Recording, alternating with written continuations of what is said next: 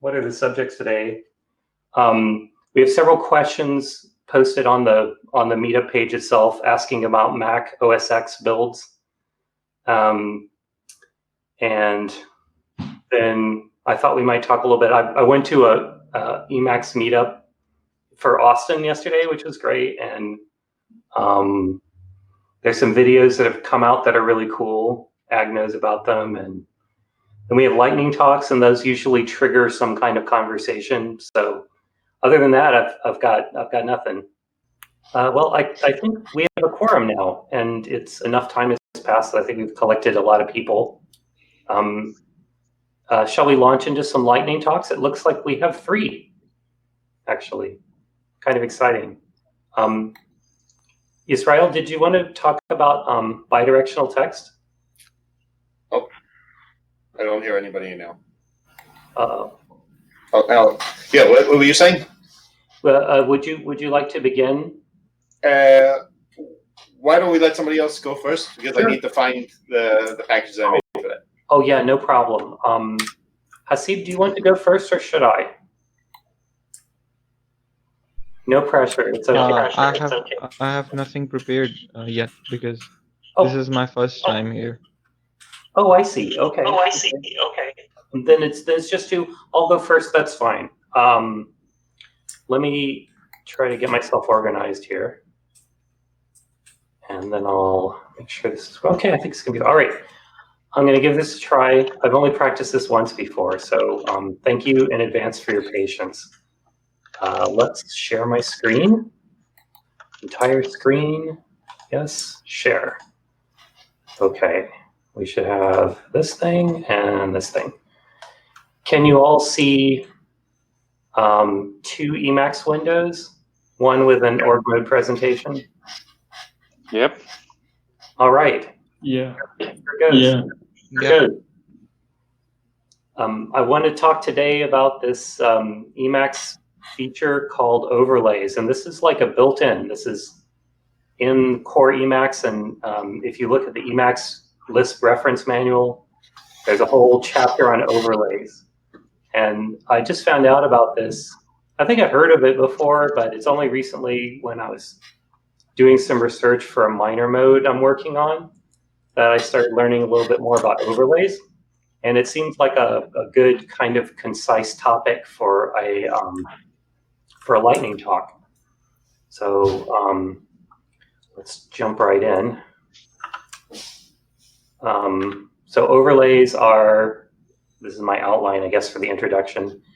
They're associated with regions of text, and they're kind of like views. So in more detail, overlays have a start and end point, and they're related to a particular buffer. So it's like, you know, some continuous amount of text inside a buffer. You can put overlays on it. You can also define how each overlay handles additional text that might be inserted into that string of text. Overlays can overlap with each other, and you can query a point in the buffer and say, well, which overlays are active here? You can also give each overlay a priority, and then that'll control how certain things are resolved, like properties, which one actually takes effect for that point in the buffer. Overlays are kind of like a view, I think.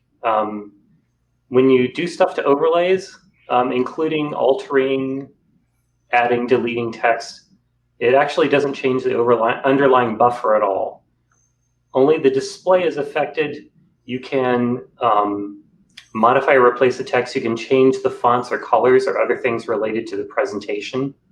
It reminds me a lot of this computer science idea of the dichotomy between content and presentation. It's even a little bit like CSS in the sense that you can do things like I don't know if you all are familiar with CSS, but there's this idea of a class, you know, and there's this elaborate system for deciding for a particular element on the screen what properties apply to it, and there's all these rules for that, and it kind of reminds me of that a little bit, the way those things are resolved. So here's some examples, some basic operations you can do with overlays. So you can create an overlay.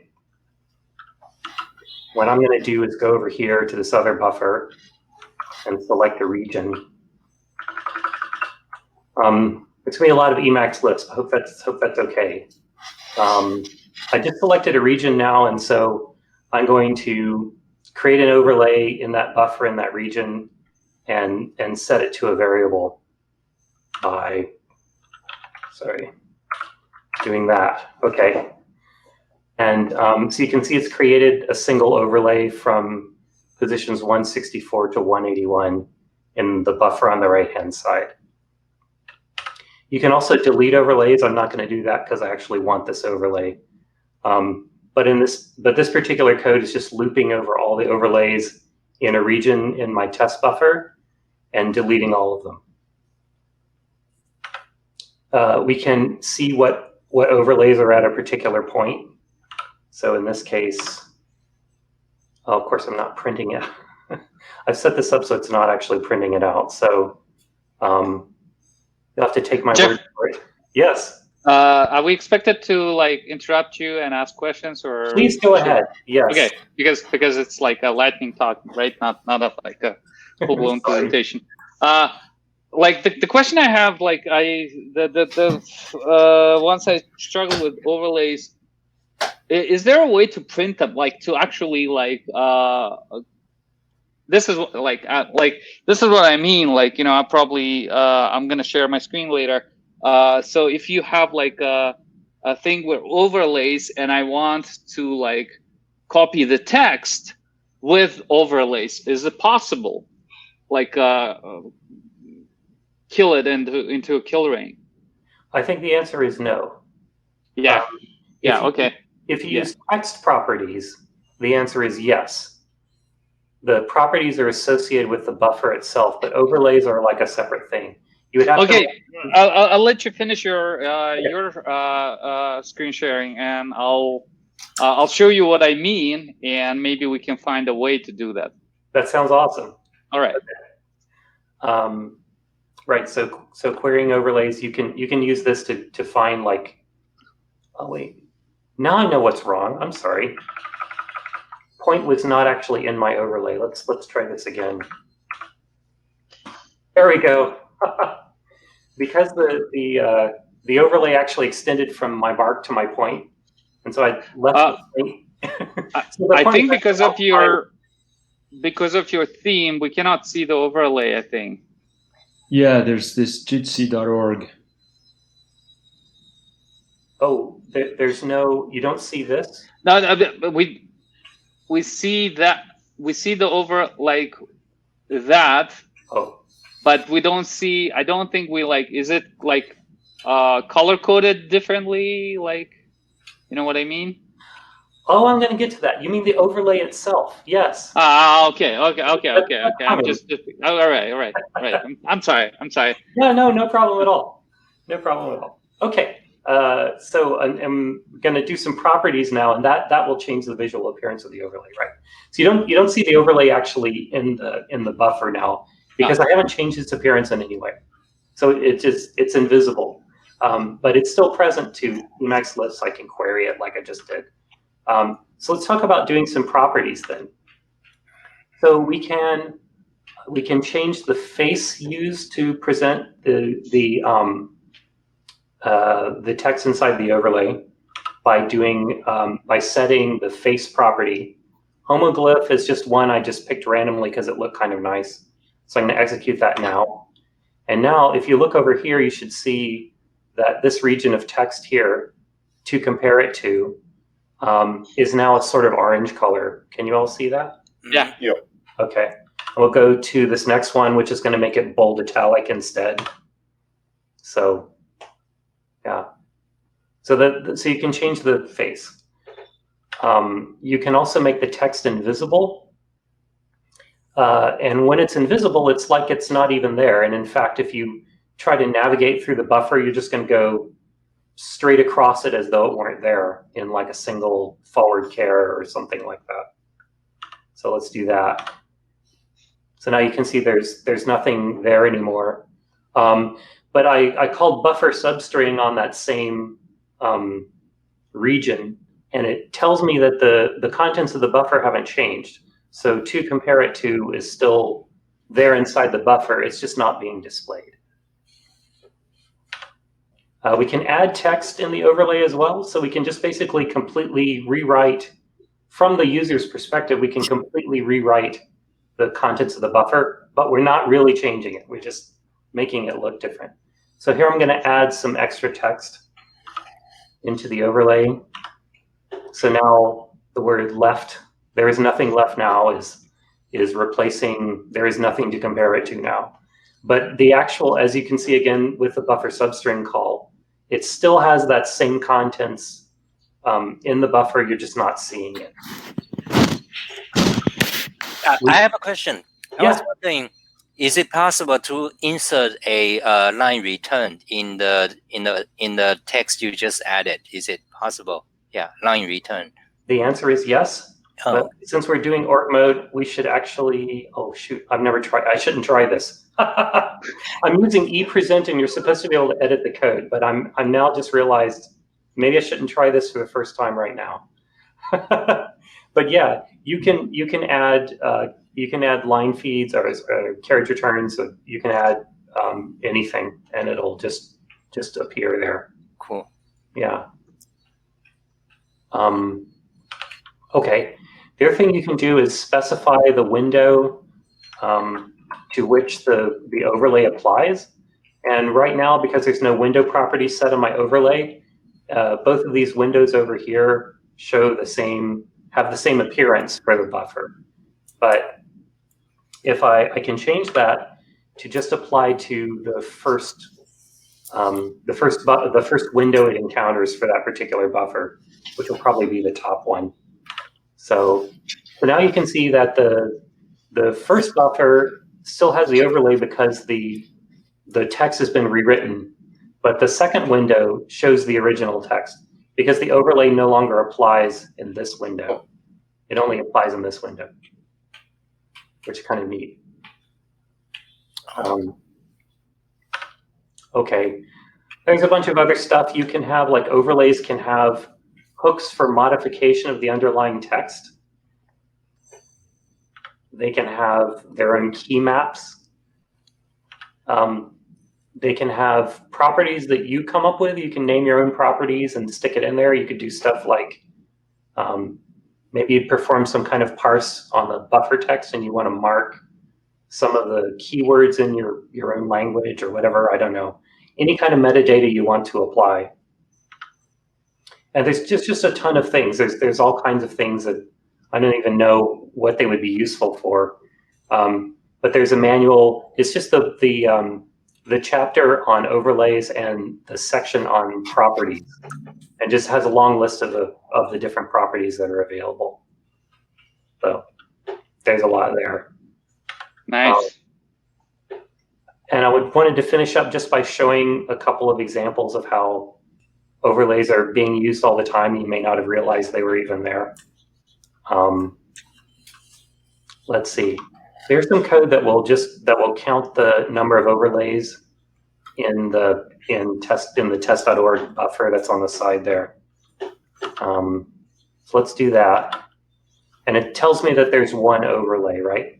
So if I go over here now, and I go up and I fold this one, this heading, and I go back over here and I run this. Now it tells me there are two overlays. And the reason is that org mode uses the invisible property and overlays to implement the collapsing of the headings. Ah. Yeah.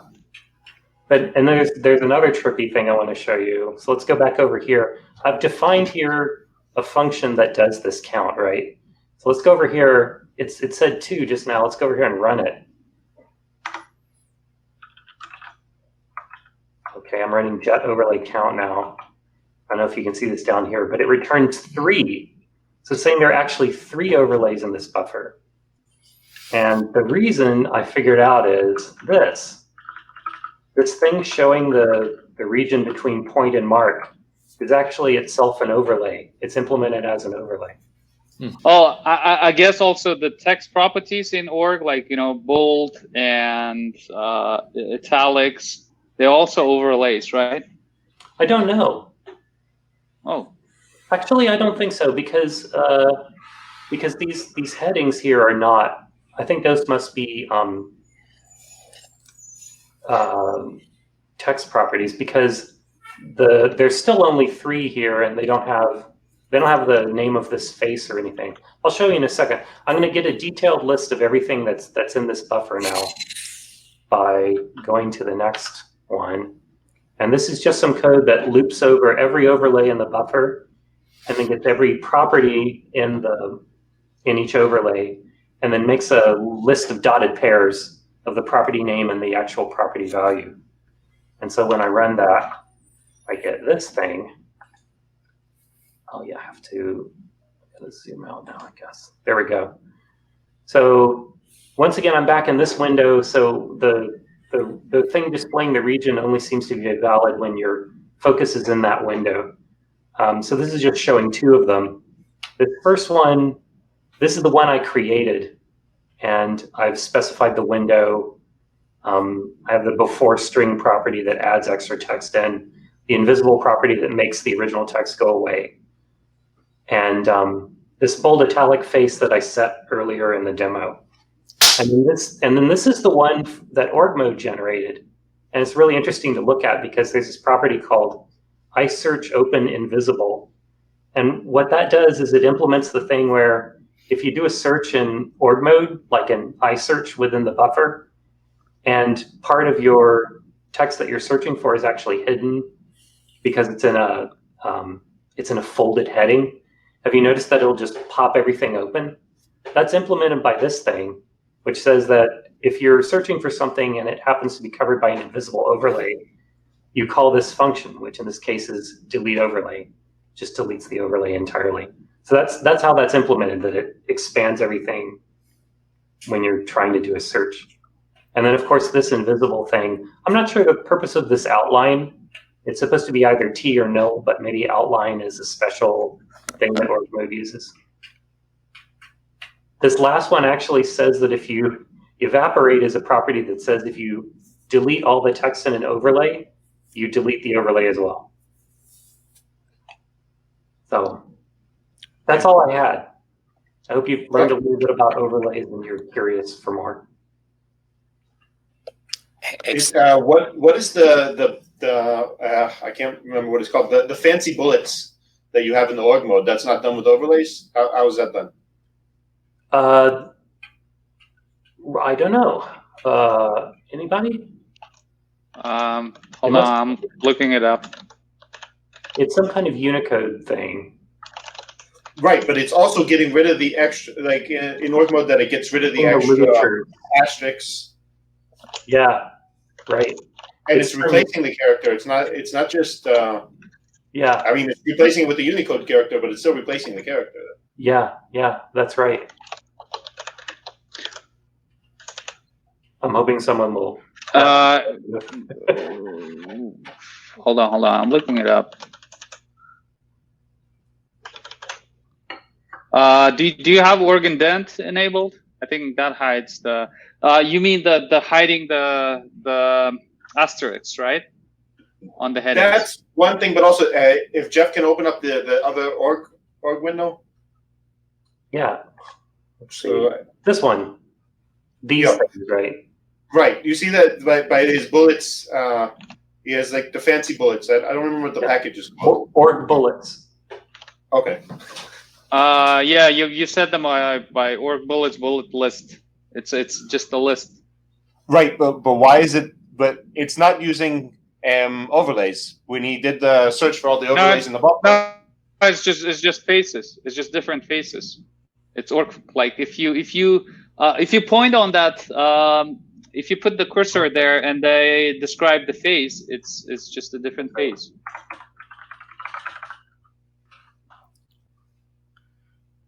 Yeah. These org levels, they have different faces. Org level 2. Yeah. And if you like describe the variable org bullets bullet list. It will contain all these characters that you have.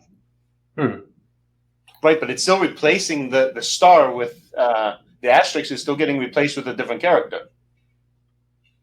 If you have org, I believe if you have org indent enabled, it hides it. Hello. Also, there's another phase, which is if you put before the where the asterisk should be, Jeff. If you put the cursor where the asterisk should be and describe the phase here, you probably see that that's a different phase. Right, the asterisk is still there, but org hide. Yeah, that uses it. Org hide. Okay. Yeah. Yeah. There's the explanation right there. It's just the face. Yeah. Look at that. Face used to hide leading stars and headlines. Oh, okay. I thought they were using some kind of ligature or something. No, they used to have there was to be a package, but like they then, like, you know, in recent versions of org they did it kind of natively. All right. Shall I stop sharing? Yeah, if you I can show you the example. I think that's done with overlays. The example probably familiar to most OS. Let's see. I'll share my screen. This is screen 1. Am I sharing? I think I'm sharing. Can you see it? Yeah. Is it big enough? No. Do you prefer? It could be a little bit bigger for me. I have low bandwidth, so I turn the. Should I? Yeah, maybe 2. Is this big enough? Bigger, please. Bigger, better. Is this big enough? Do you prefer dark? No. All right. Is this big enough? I feel like that's smaller. This is good. All right. So let me go. Let me open some.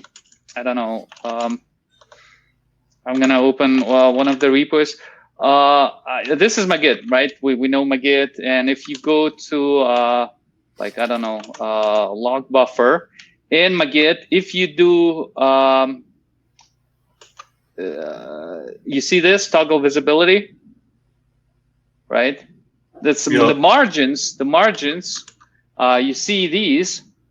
If I copy these are, I think these are overlays because I can't even select them.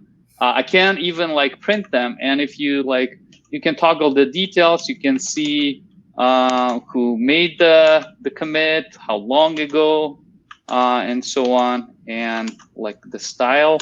Let's see the style. Yeah. The style of how the dates are. The dates are like, you know, displayed. And if I like copy this, right? If I yank it, kill it, and paste it, it comes with no overlays. The like, you know, and I hate that. Like, you know, sometimes I want to send it as is, you know, and it doesn't. I can do that. And I was like, oh yeah, there's probably a way, but that's. What about using HTMLify on the region? Does that get you the? No, but because it's not a text, you can export it. You can, I mean, like you can literally, like, you know, take a screenshot of it, but that's it. But like, you know, as a text, there's no. I couldn't find a way to actually do it. That's and when you print, it also doesn't show up, right? When I print it, what do you mean print it? Like print it on paper? Yeah. I never printed from Emacs. Like I don't print things.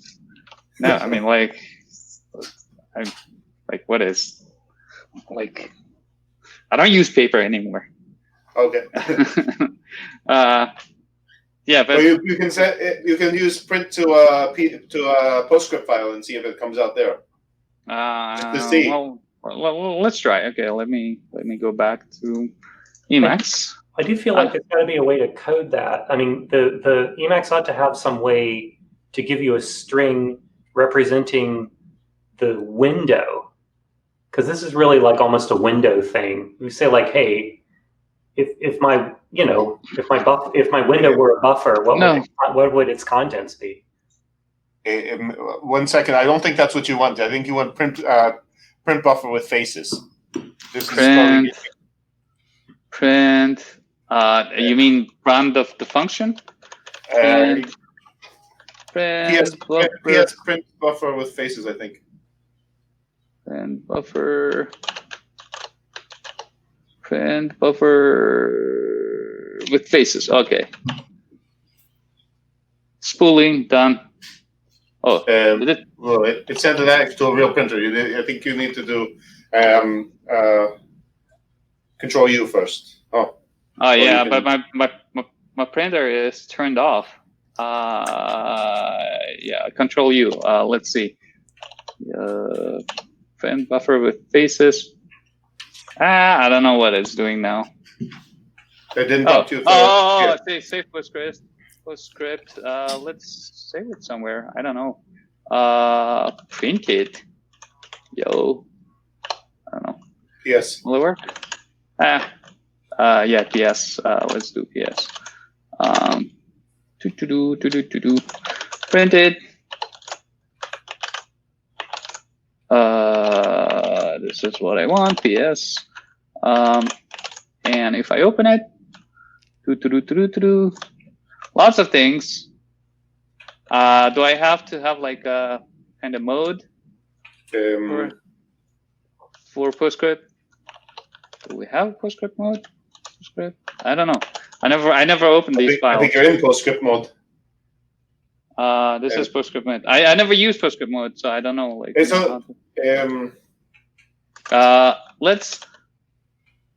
let's look for the names. Yeah, you see, there are no names. Yeah, there are no names that we could see in the Magid buffer. Strange. Yeah, so it's like it's not picking them up. It doesn't see them as text because these are overlays, I believe. Yeah, well, it's still useful. Still useful to see this information. It's just like strange that we cannot like copy it. Because when I print an org mode buffer and I do, I think when I do print buffer with faces, if I have any trees collapsed, it doesn't print them. It doesn't print them. From what we just saw from Jeff, that the right, like it's strange. Like I need to look into the like how this is implemented. I mean, like we can try seeing it. Like let's see. Toggle visibility. If we if I say, how do I find it? Like Magid cycle margin. Okay, margins. Are these overlays? I don't even know. Yeah, you see, Magid overlay put. This is a native function overlay. So Magid does it with overlays, or Magid, whatever you call it. I call it Magid. So, yeah, I don't know how to do this.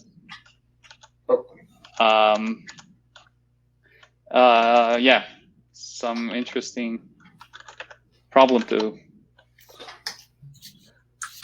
think about. Who's next? Thank you, Jeff. Like, overlays are interesting. I probably, I'm thinking about a few ideas how to use them.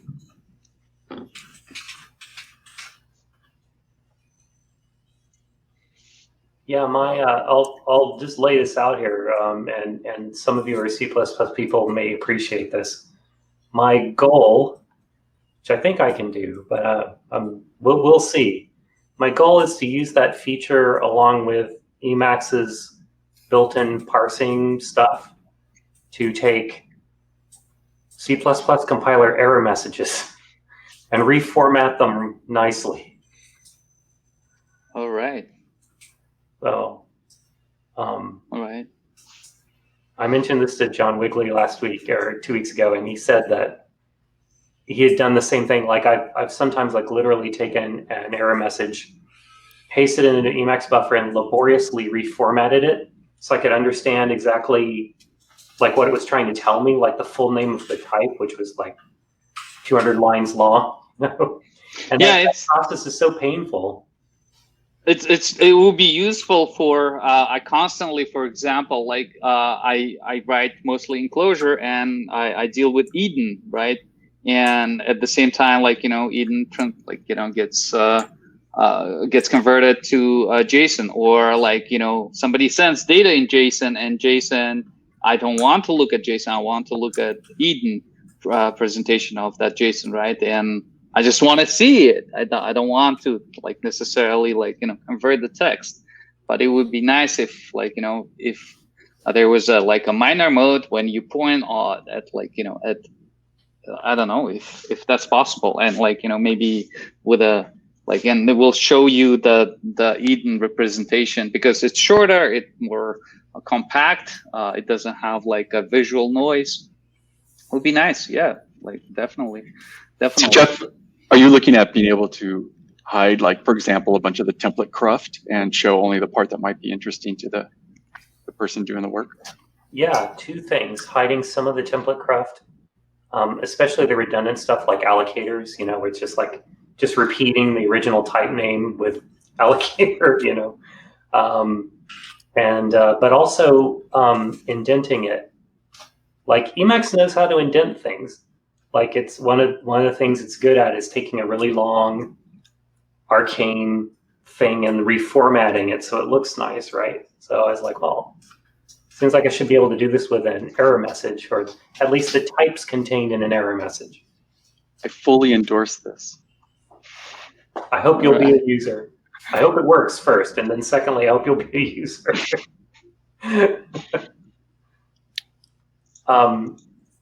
Israel, do you want to talk now, or should we do a few little? We've got some smaller things we can talk about in between. I'll say quickly about what I was going to talk about, but I don't know how interesting it's going to be to people. So you can tell me if nobody cares, then let me know. I just quickly, something on the top of my head that I had was kind of a pain point for me was dealing with bidirectional text. It's interesting. Okay. Yeah. So and we try not to derail your talk as well as we did with Jeff. I have a feeling that it's going to be less interesting to people, and they'll have less questions about it. But so give me a second. Got a new.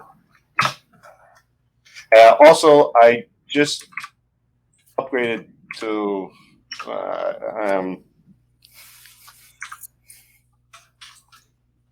I just upgraded, so I don't know if it still has the same problems that I had before. So.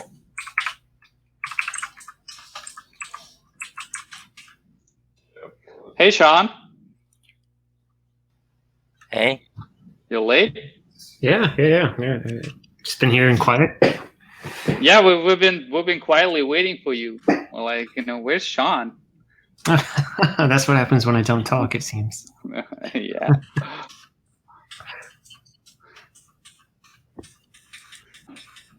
Can I ask what compiler you're using that you need to format the output of?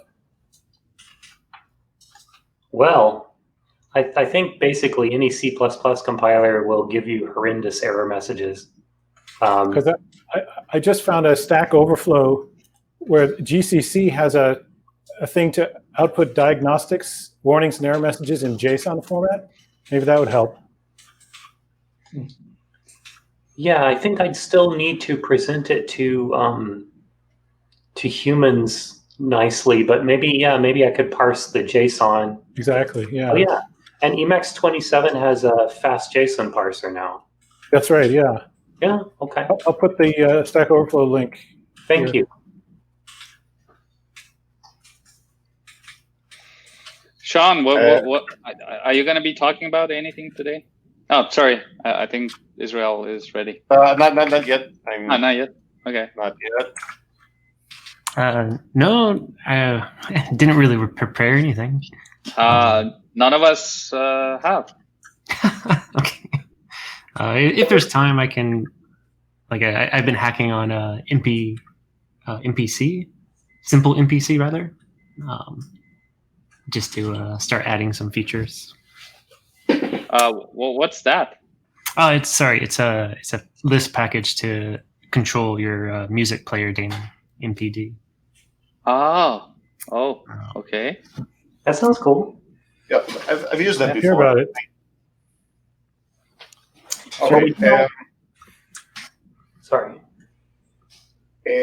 Give me 2 seconds. Yeah, I don't want to rush you, actually. I was going to suggest we just talk about some of these small things I noted. And when you're ready, you can just jump in and tell us. That sound good? I think I can be ready now. Oh, okay. Okay, just let me share my screen. Hopefully this is the right one. Okay. You can all see? Mm-hmm. Okay. So this is without any configuration. It's just with -Q. And it's kind of, if you see when you're trying to move through, like here is right to left, left to right text, like normal English text. But when I go to something that's not, it starts going the other way. It can be really a pain to write things like that. So also, if I do something like, and I start writing, I don't know, and sometimes it decides that it wants to start on the other side of the screen, like it should. Right? And now if I start typing English, it goes to the other side. But it's very unpredictable how it, unpredictable is a word, how this works. And especially if you're working, like here, if you're working, oops, not, where they go, with setting strings inside of code, when it's going back from the other direction, it's really a pain. Like I don't know, how am I supposed to do here? Am I supposed to do from here? Is it? Can I kill word? And it goes out the other way. It's very annoying. So, and there's also another thing which probably everybody's aware of, that if you have really long lines of text, then you can get locked up, right? I think everybody's familiar with that, right? Yes? Mm-hmm. Yeah. Okay. So, okay, I'm gonna, 1 second, and let me share another one. This one. Okay. Hopefully everything working here. The first thing is that the reordering, you will get a real performance boost, and a lot of that stuff with the hanging with long lines will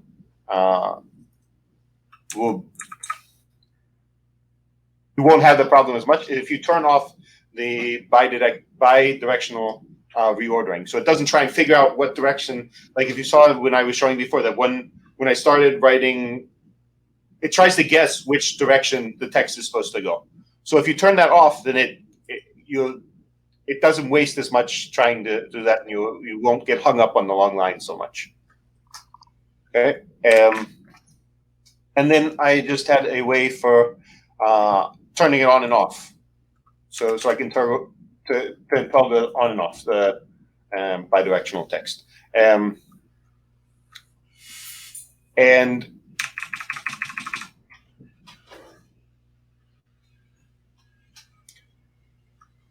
so for anything that's a text mode, like if I'm writing a text file, I'm writing Markdown, and I want to be doing it in Emacs, and even if I'm doing it in Hebrew, I want that to work. So that I do turn on the bidirectional reordering. And so I had a hook for that. So anytime there's a text mode, then I turn back on the bidirectional reordering. But anytime that in a programming mode, then it's not going to be on. And you see how that'll work out. If I save this.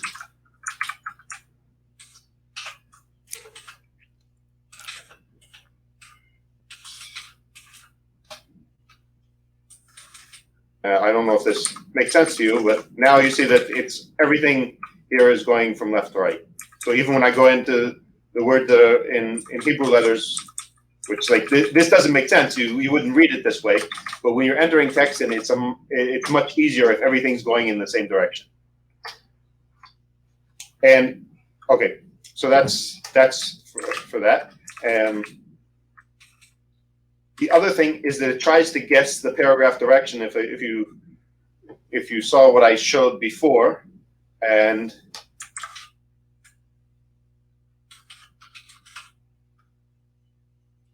save it a second.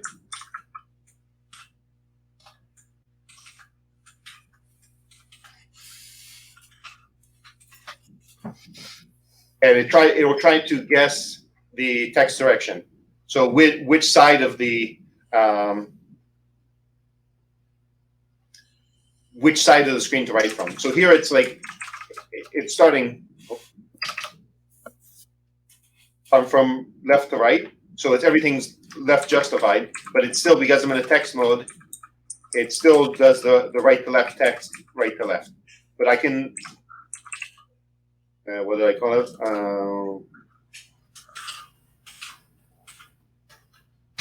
And I can switch from the way one side to the other. And that's that. So if you ever, I think that's probably the most important thing for people, that if you don't have to deal with bidirectional text, is, where did it go? Set this. So turn off the bidirectional reordering so it doesn't try to do that. Because it's probably, if you don't know, if you have no need for that, then if you have a need for it, you'll know that you need to turn it on, because you'll start seeing that the text looks messed up to you. But if you can't tell the difference between one way or the other, then it shouldn't matter, and you'll end up getting stuck with, you'll end up not getting stuck with long lines in your buffers. Okay, so that's it. Interesting. Were there any improvements with bidirectional in Emacs 27? I haven't seen any. I just, I'm kind of embarrassed. I just upgraded it to 26 now. So I was until last week was using 25. Oh, okay. Okay.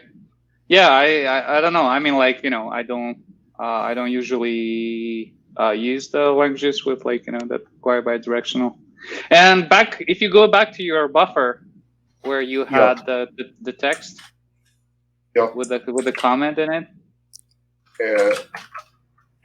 This one, yeah. Yeah. Like if I remember Hebrew right, this thing says Emacs is great, but Vim is better. Why is that?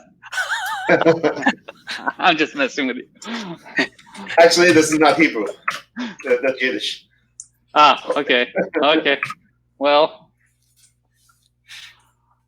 you got. I can answer you now. The Vim can't do bidirectional text. So here you go. There's one, because it's in the terminal, and the terminal is responsible for doing the bidirectional text. So you don't have any options for that with Vim. So.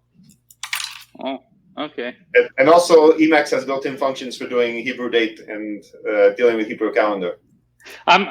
It's interesting because there's also Cairo that's supposed to have, like, in Emacs 27, that's supposed to have, like, some improvements with the glyphs and, like, the characters.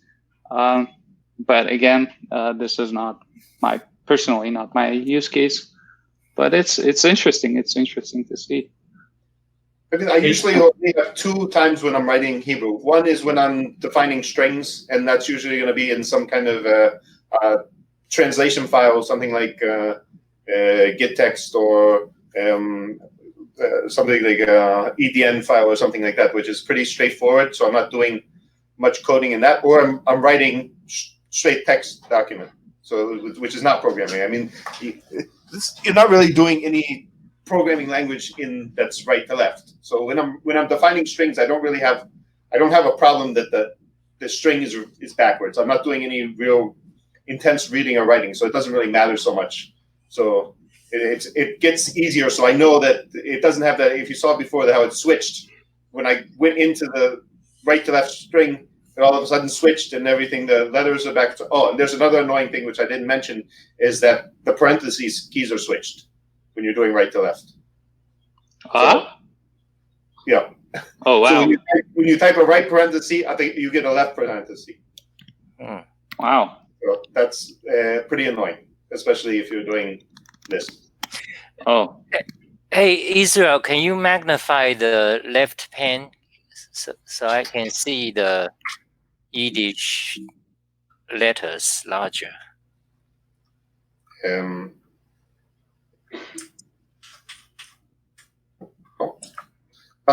Something is messed up with here, so I can't right now. Okay. But I can send it to you in the chat. Okay. Yiddish letters and Hebrew letters are pretty much the same thing, though. I see. All right.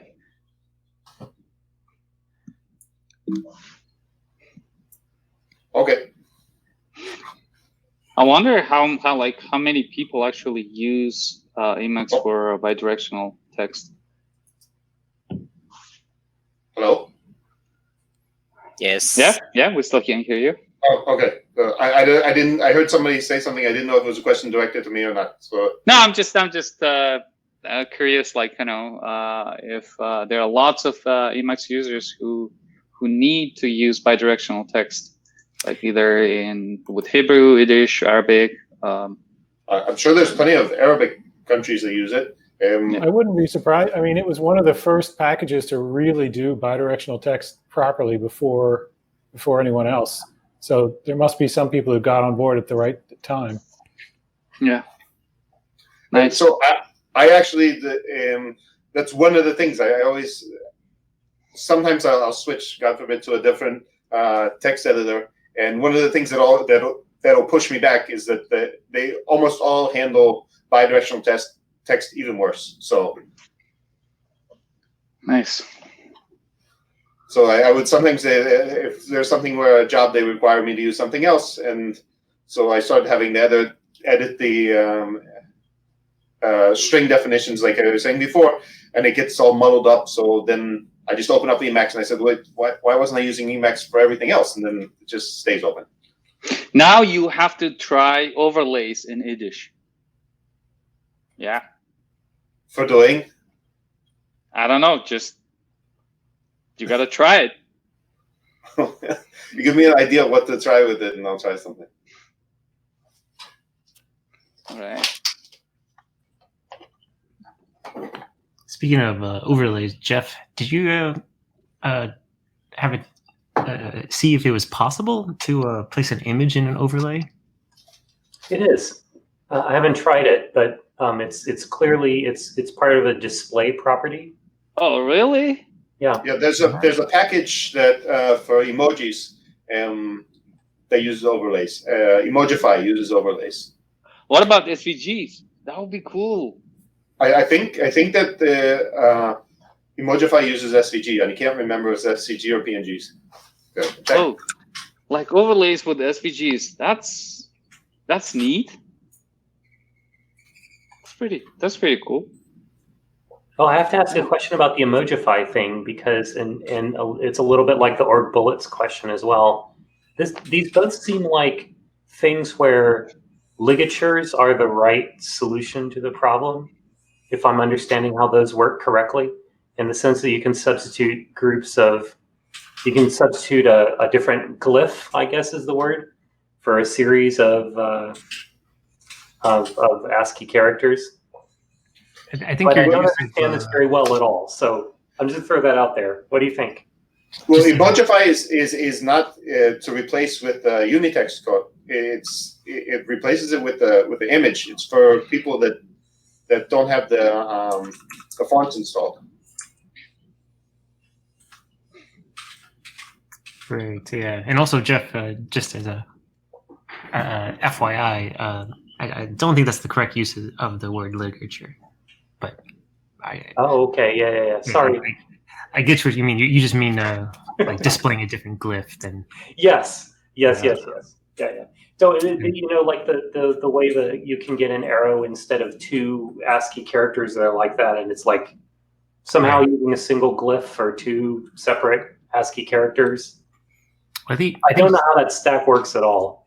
Well, I think this is where Emacs 27 like finally, if you know, I hate to use this phrase, but like did the right thing, which is I think the right thing is to ask a text rendering library to render that for you, which is what HarshBuzz does for Emacs 27, and it might not be implemented, or rather 27.1 might not have it, but 28 definitely does. Which is like Emacs shouldn't care. It should just ask, hey, you know, I have this whatever ASCII data. If you want to do the ligature for the arrow, HarshBuzz will ask the font to you know, or we'll render it and say if this font matches up, it'll use that glyph, ligature glyph. At least that's my understanding of it. I don't see that Mojify uses SVGs, but I don't see a reason why it couldn't. Like they're using PNGs. Could we take the separate ASCII characters that represent an emoji and replace that with the Unicode emoji? No, that's one of the things that Emojify does. It takes it'll replace all the smileys or the codes that you have that GitHub, and they have the like thumbs up between two colons, and it'll replace it with. Yeah, and I hate that in org mode. It like the what you call them, the tags. If you have a tag that's like a bug, it will replace it with a like a caterpillar or something, and I'm like, I don't want to see it. Yeah. Yeah, and if you start typing something that's a nickel at a time, two dots, colon, and capital B, then you get the guy with the sunglasses. Yeah.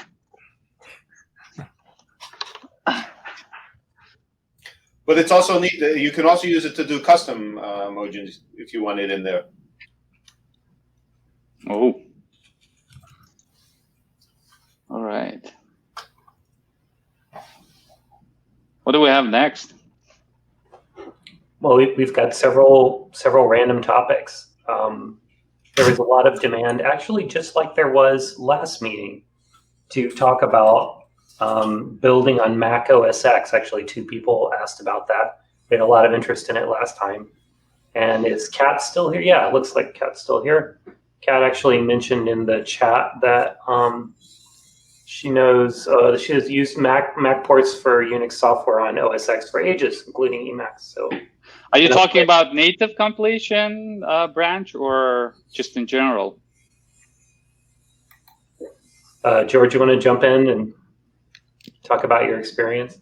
Well, I don't have a problem building with it. I think my issue might be just different. I upgraded to Emacs 26, and I lost either it's not reading the init.el file or it's having some problem with it. So I lost all the colors and a bunch of stuff. But it's something. I mean, I can look into it. I mean, I'm not sure if that was the problem that was mentioned in the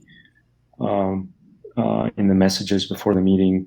Somebody else had a problem, but yeah, it's just I think my problem is probably with the init.el file.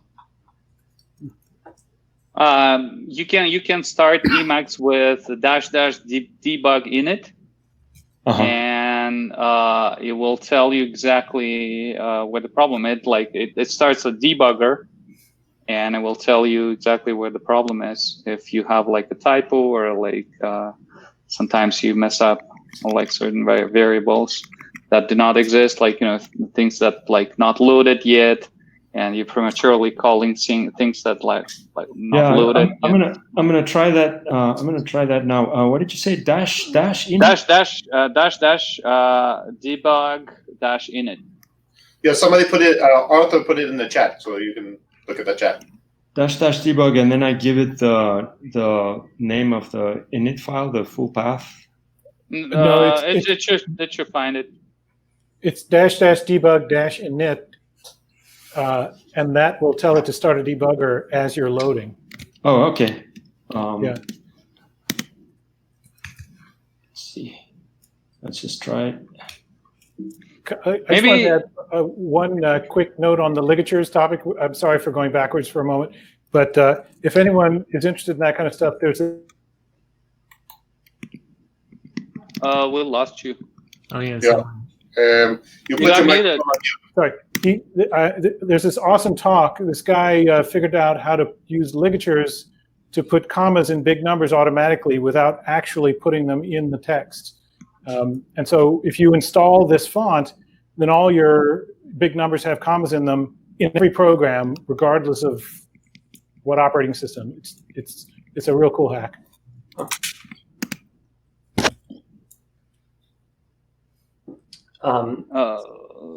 Can somebody maybe quickly explain to me what's the meaning of ligatures? It's the process where some languages have two letters side by side, like Dutch is a famous example, where you have the IJ ligature. So anytime those letters are next to each other, it's actually presented as one letter. So they're kind of squished together. But it's not like having the hats on letters that they have in languages. No, it's like your lambda word was replaced like with literal lambda when you look at it, but when you edit it, it's like it's still displayed as like, you can change lambda to like, instead of like literally saying lambda, it will change to a lambda Greek letter.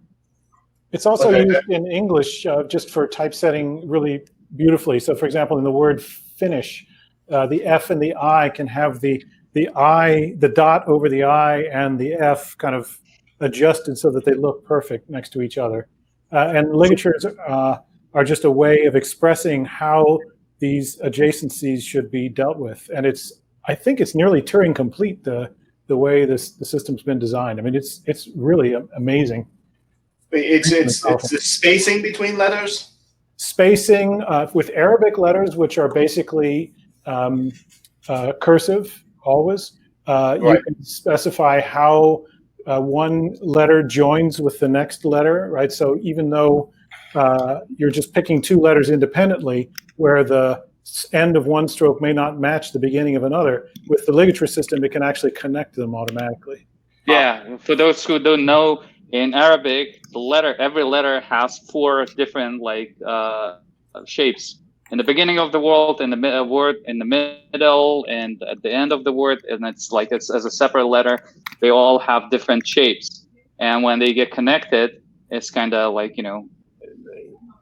I see how it like looks kind of strange here with the regular fonts, but like with ligatures, it would be probably nicer. Yeah. It's also it's kind of funny. It's how English got the letter Y as well.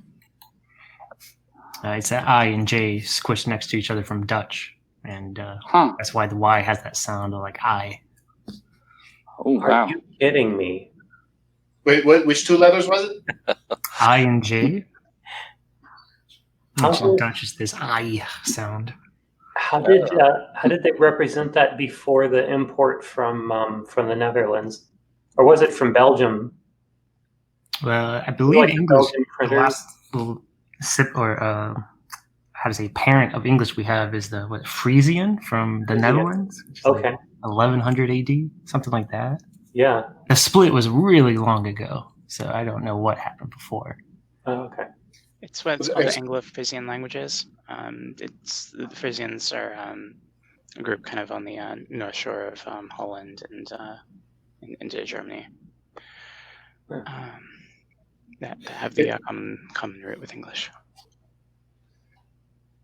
Cool. So it's kind of weird for me because in the Yiddish keyboard there's there's keys that are designed for typing double letters, and there's a different Unicode character for that. So it's instead of like when a letter's doubled up, it'll sound different sound. Like in English, if you have two O's, it's U instead of O.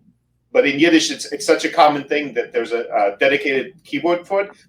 But there's also a separate Unicode character that's like the letter Yud in Hebrew. That's double that. But there's also a separate Unicode character that's the same letter doubled up. Yep. Yeah, that's how German got the beta looking S set.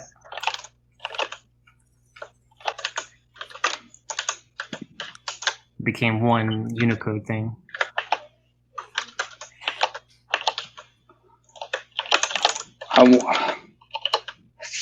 What's it called? Did anyone have anything more to add about building on OS X? Do you have yeah, if I could interrupt, can I? Let's see. Just paste. Yeah, absolutely. I can offer help to whoever needs building help on Mac. But there's package managers on Mac now, right? I mean, there was OXports was mentioned, but there's also Brew. When I was using Mac, there was Brew, and I just saw somebody today was using Nix. And I think Geeks also works on Mac, so I'm pretty sure that you could use one of those systems. It would probably be trivial, no? No, I mean Geeks is way not usable on Mac, and Nix is kind of not on a modern version of Mac because you can't change the prefix, and Apple no longer allows you to touch root. I didn't have a problem building with it. I think I just had a problem with my init file, and this is. I followed the --debug-init, and this is the message. I don't know. Can you see it? If you share your screen. It's should be able to share your screen. Whoop. How do you do that? Left side, bottom left side. There's the second icon. Manage video. View full screen. Manage video? No. No, the bottom left side, the second icon, next to the hand icon.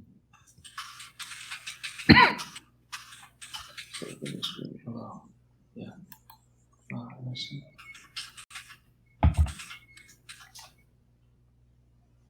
Does that work?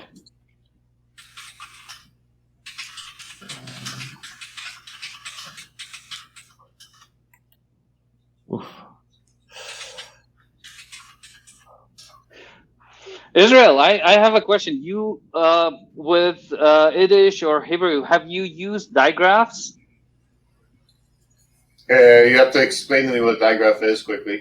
Digraphs is so it comes from I think that like it comes from Vim, and you can do it in Emacs as well. So it's basically in Vim, if you press like in insert mode, if you press Control K, and then you can hold like and you can press like multiple characters. It's kind of not multiple, like you can, like for example, like those umlauts, the languages with umlauts, like when you say like resume, like with those like ticks on top, like you can do like you can do like Control K, and then I think you can do like a single quote and E, and it will like I probably need to like show it like something. Let me see.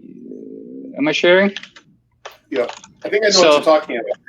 So like you see, it's waiting for the character. I am pressing a single quote and pressing E, and it creates a character like this, right? Okay. So that's a digraph. I think there's also like you can print show all the digraphs. So these are the digraphs available for me. So you can like for certain characters, it's just like it's faster. Of course, you can like always find like insert character, right? Or like it's Control X return, and you can say like, you know, I don't know, ringing bell. Oh, I can insert here, like, or something like honeybee, honey, or like cat face. Oh yeah. Yeah. This is how I debug things. Like, I do something like like this, and yeah, then I can, like, if there's a long, like, you know, a log of things, I can see it easily. I can spot it. Yeah, quickly. So I don't use that because one thing is you're talking about in Hebrew that we have the dots over the letters, right? That's what you're referring to. So No, in Hebrew, not only. Well, there's no other. When else would you use it? In Hebrew, there's no vowels, right? So it's written with all consonants, and the vowel sounds you write them by putting marks under or below or above the letters. But no, but the situation with, like you said, like you with this double digit, like, you know, like you use double O's in English as an example. Right. But that wouldn't be digraphs. If I'm just pressing two keys, I can just press O 2 times, right? Yeah, that's right. But in Hebrew we do have a thing where there's what you call it, the vowels are written above the letters. So for like kids, or when you need to really specify the pronunciation, you can use them. But there's usually dedicated keys on the keyboard for that. And for Yiddish, it's easier because it's only on certain letters that they have that. So if I press shift and the letter for vav, I get the vav with the dot inside. And if I press I can't remember, but it's like shift and I get the vav with the dot above it. Wow. So it's not really needed. All right. Emacs 28. There are a few digraphs in English as well, like in the word encyclopedia with the old spelling with A-E next to each other. Yeah. That's actually a digraph, which most people just Right. write as A-E now. Right. Yeah. I remember before Emacs, I used to like Google all the time how to spell like things like Beyonce or like, you know, resume or like Bon Appetit. I do that now for Hebrew stuff. It's easier for me. The few times that I need an exact pronunciation, it's easier for me to just search Wikipedia because they have it there and copy paste. Right. By the way, I use Brew to install Emacs, and you can even tell it to install from at head, just in case. Yeah, I use Brew as well. It's much more feature complete. It has X widgets now if you use head for the Mac. Which formula you use? Emacs Plus? Yeah, Emacs Plus. Yeah, me too. The irony or the sadness is I used to be the maintainer for MacPort's Emacs. Well, so I don't even use what I wrote. It's a self-regulating system. What's Emacs Plus versus Emacs in Brew? It added, it has the X widget patch for Emacs 27. It also has an experimental branch for the GCC native compilation, and a few other things like different icons. Not too much. Okay. Yeah, mostly the need for Emacs Plus, I think if I remember right, came out with we have all sorts of different ways to install Emacs, and there's like Mac ports. There's what's the guy's name? Matsuharu's port, right? And they all have certain issues, and just people want to just GNU Emacs with no kind of things, and but we still needed some patches on top, some useful patches, and some people preferred different icons, right? Spacemacs people wanted to use Spacemac icon, and it would install with Spacemac icon, But like some people who use Spacemacs, they will be like, that's like I got used to the old Emacs icon. I want to use that icon, and like you can select icons if you want to, and things like that. They also regularly they add patches on top, like they're useful, and it's pretty good, nicely maintained formula for like little tweaks that you like Sean mentioned, X widgets. Mm-hmm. Does Brew compiles from source?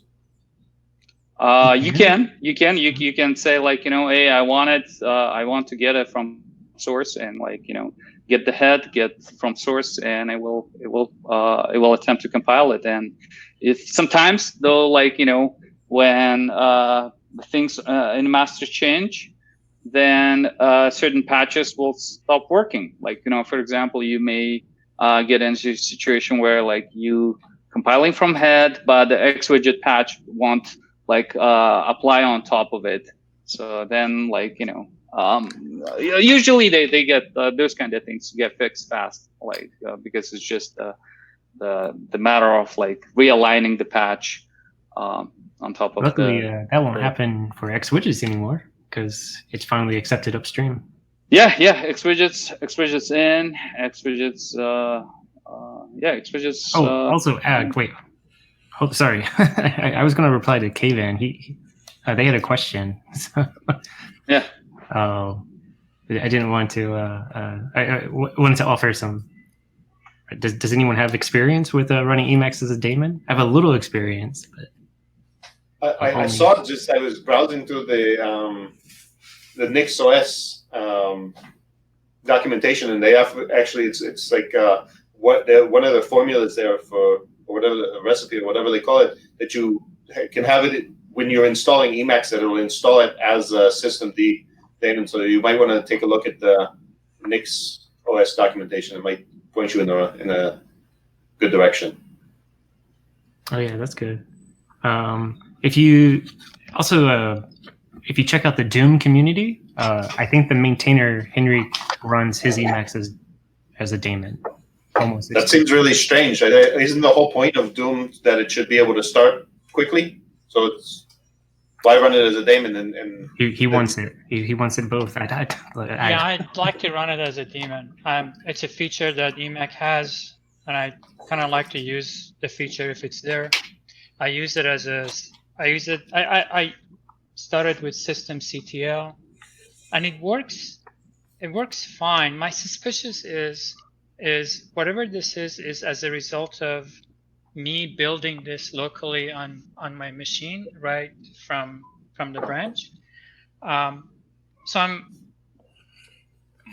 my question is twofold. First of all, I don't know how to report this to the maintainers. Maybe I stumbled across a bug, maybe I didn't, but I think they should be aware of that. So what is how do I report this to Emacs dev mailing list? Emacs dev mailing list. Okay, cool. Thank you. I think that there is also a Emacs command. You can just do meta-x bug or debug or report bug. I think it's report bug. Yeah. Yeah. Oh yeah. Okay. Thank you. And the funny thing is, it only happens when if I press my keystrokes really slow, I don't see it occurring. But if I'm typing fast and I'm trying to open file or go into a project, it happens at that time. So what exactly happening? So I run Emacs as a daemon using systemctl, and then I use the Emacs client so I can open it really quickly, and from time to time, at least a couple of times, maybe even more a day, the daemon crashes. So I have to go and restart restart Emacs with systemctl, and I see those errors in the log that I posted in the jest. Can you share your systemctl? You're talking about systemd, right? Yeah, this is an Arch Linux. So yes, systemd. So you have? Can you show the systemd the file for it, for the configuration for the what do they call it? Certainly. Will running it with dbus will actually make a difference here?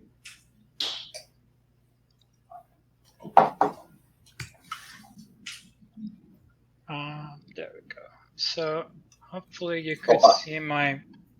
I'm not sure if you could see my screen. I can't read anything here. Yeah, I can blow it up in a sec. Oh, are you using a pdumper? No, this is the output from the systemctl when it crashes. 1 second. Control. Is that better? It still looks it's like so small. Yeah. You know what? I can just post the file. So let me stop sharing and I'll post the file. The error I don't. The error you already sent, I saw that. But what about the conf file? Oh, the Emacs config file? No, the systemd config. Yeah, I'll post that in a sec. Just 1 second. I'll put it in the chat.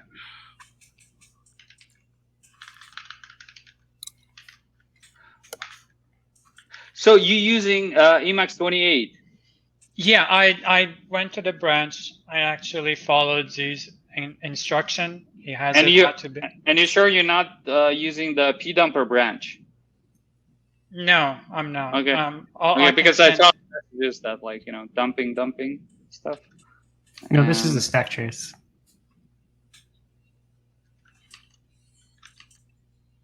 Also, I thought the pdumper stuff was in mainline now. Is it? It's. I thought it was, but I don't really follow it, so I'm not confident. I believe so. I tried pdumper a couple of times. It starts Emacs almost immediately. It restores from the dump. The problems though, I had strange problem. I have this a huge org mode file, and whenever I try to open it, it just kills Emacs, and I couldn't figure out exactly why. Any other org mode file is fine, but that file that's my main tasks file. And I wanted to figure this out, but I couldn't. And I'm and there are certain things that were not certain modes wouldn't load properly. So there are certainly certain issues, but it starts by the way, it starts within milliseconds, without any daemon or anything, just Did you check the file for long lines? Yes. So here is how I started. So it's basically just sysctl, and then. I don't know if you're sharing your screen. You might. I'm not. I'm talking to it. I'm typing in the chat because my. Okay. Sysctl user. So that's how I started. That's the mistype. It's systemctl, but I think you get the idea.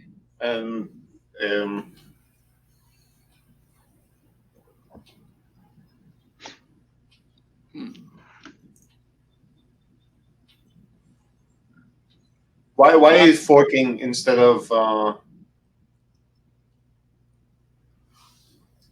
okay.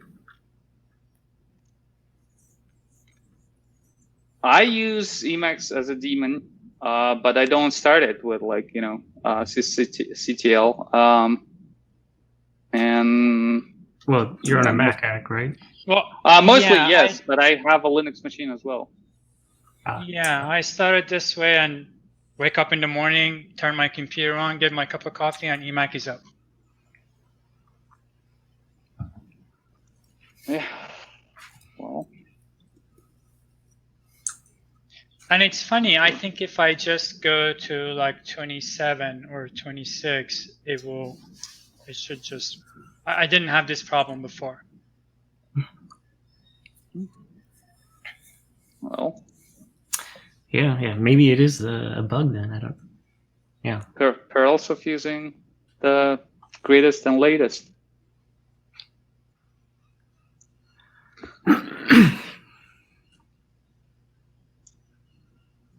And then besides that, I had one other question. I'm trying to use GNUs for email, and I'm just having a hard time to get the intuition as to how it really works and such. Is there, besides the manual, is anyone aware of a good resource to go through? Yeah, it's called Mu for E.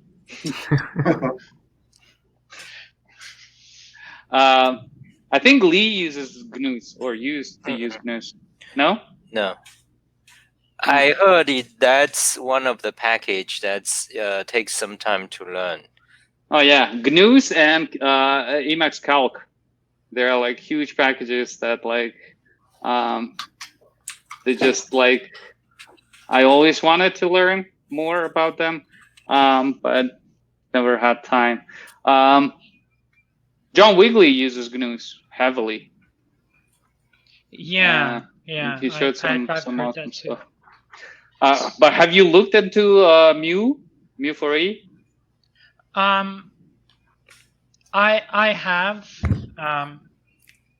I just started using GNUs mainly because I use it for a number of other things as well. All right. So I was just trying. You know, as I'm getting older, my muscle memory is going away. So I'm trying to keep things limited. Yeah, GNUs is big. It's hard to like, you know, it takes time. It's one of the huge things, and it has like certain quirks, and it's not straightforward. And especially like, you know, if you don't use it like every day, it's just hard to build intuition, because lots of things, they don't make sense because they're like, it's like they carry historical context. GNUs is one of the oldest packages that is built in Emacs. Yeah. And it's kind of it suffers from like the not enough people using it, I think, because it's over time. It's because it's like, you know, it become bigger and bigger and bigger, and like it added like, you know, more things, and people just feel overwhelmed, like trying to like, I just want to read email. It should be easy. Well, like, you know, like, but then you try to figure this out, and it's like, you know, how's like lots of key bindings, lots of things you like, you know, you don't know how to do. And when you don't know how to do it, it's just, you're like, eventually you're like, I just wanted to read email, right? Yeah. Right. I think it used to have tons of people using it when people were using news groups. Right. You know, it's written by the same guy who wrote Use, you know, the EWW browser in Emacs. Oh, yeah, interesting. He's an old Emacs coder. I think he's in Scandinavia, somewhere there. All right. Yeah. Well, thank you for taking a look at this. Appreciate your time. Well, post that. Like if like post on the mailing list. If not, like an easier choice maybe would be like Reddit or Emacs. As a question, maybe like, you know, it's pretty active. Lots of people go there, and it gets updated, and definitely people try to help each other there. Cool. Thank you. Yeah. I shall.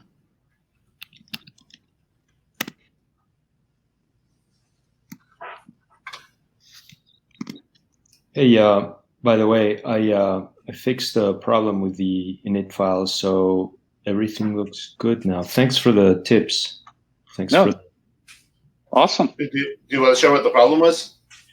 Yeah, I mean, with the --debug, I found out there was I was using an old version of Emacs 24, and I had to load JDE file. I use Emacs for Java, and it had a problem with that. And I don't really know what the problem was. I just commented out the reading of that file, and now everything's okay. I guess Emacs 26 is working out of the box the way it should. So with Java, so it looks good. Thanks.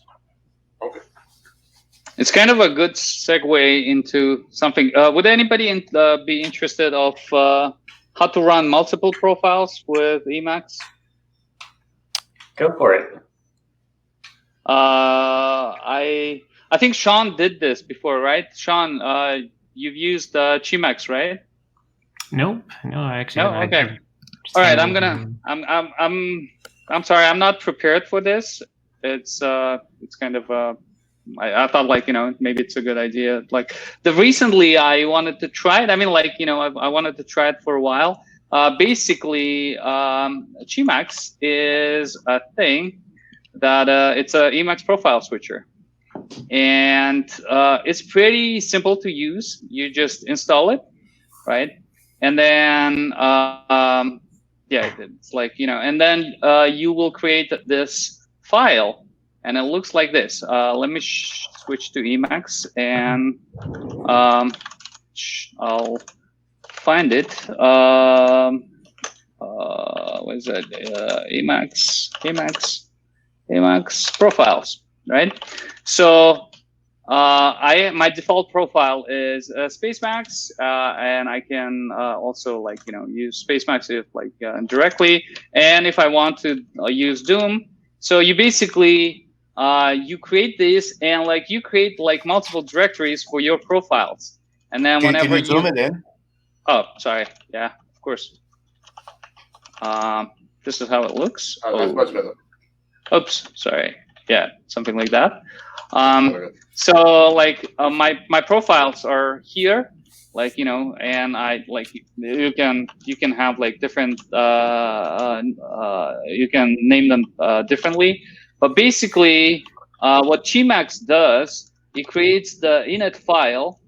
You can see that this is a Emacs, right? Emacs profile switcher, and it loads profiles for you. So if right now I'm on default profile, but if I go to terminal and say, like, hey, can we run Emacs with profile? I probably have it. Wait, no, I don't. Emacs with profile Doom. It should start. Oh, nope, it did not work for some reason. Let me see. What did I do wrong? With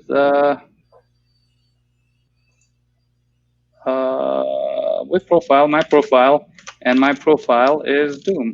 Oh. Emacs profile Doom. That should do. I don't know why. Yeah, maybe I moved some things around. Maybe. Oh no, it's starting. Okay, I need to. It's been a while since I ran it. Like, let's see. Oh, because I reinstalled the version of Emacs itself, so it's that's why the Doom configuration, I guess, like, it detected that and got out of sync. But let's see, if it takes too long, I won't do it. But basically, you got the idea. It turned out to be very simple to set up, and if you ever need to test out things, like, in different with different configurations, or if you're building your configuration based on, like, for example, you want to like copy and paste or try things in Spacemacs, right, or in Prelude, or in Doom, right, and you want to like first try it and see where the things are, and like copy into your own configuration, then you can use this Emacs guy. and it's written by Arne, and he's been using Emacs for quite some time. And let's see. Oh, it's done. So if I do this now, we should start Doom. Yeah, here you go. I have Doom, and I have side by side. Basically, I have Spacemacs, and I have Doom. Right. So, yeah. So can you switch profiles like on the fly? I have to. What do you mean? Like if you're using Doom and you want to switch, you want to use a different profile. It actually ran 2 instances of Emacs with different profiles. This is on the right is Spacemacs, on the left is Doom. Right. That I see. But is it possible to switch? I don't even know if it's possible in Emacs to switch the profile. Like on the fly? Yeah. No. Profile is like, it can be pretty heavy, right? You the way how, like, if you know how, like, Doom and Spacemacs, these are like 2 distributions that have their own like ways of loading packages. Like their initialization steps, they differ, right? So, right. But you can definitely like run multiple profiles side by side, but they will be different instances, right? So, yep. I remember I looked at this about 2 years ago when I was switching, when I was doing bankruptcy, and was trying to switch my other one. I don't remember why I didn't end up using it. It turned out to be extremely simple to use, and if you ever need, somehow, like, historically we don't have easy way to, like, to switch profiles in the past. And Arne actually explains, like, how in README how people used to do it in the past, like, with where is it? Rationale. You can, like, sometimes, like, people either like symlink things, or like they use different, like, $home directory, like variables set to different things. Basically, it's painful to a certain degree to use Emacs with different profiles, but Gmacs, like, just does it nicely. It's turned out to be, like, really quite nice. Yeah. Interesting. This appeals to me as a way to experiment with different features. Like, I use the Helm narrowing framework, but people talk about IVE and other things. And yeah, absolutely. This opens up, like, possibilities. Like, you can totally experiment without, like, having to run virtual machine or something. There's just, like, your profiles in different directories, and that's fine. They're like, that's how it should be. This should be like a built-in feature in Emacs. Like, somehow we never have it. We never like, had it built in. But there you go. It's there.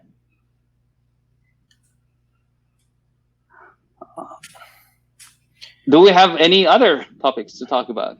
I have a question for Jeff and Israel. So I saw you guys using Oak Babel, I think, to present this code.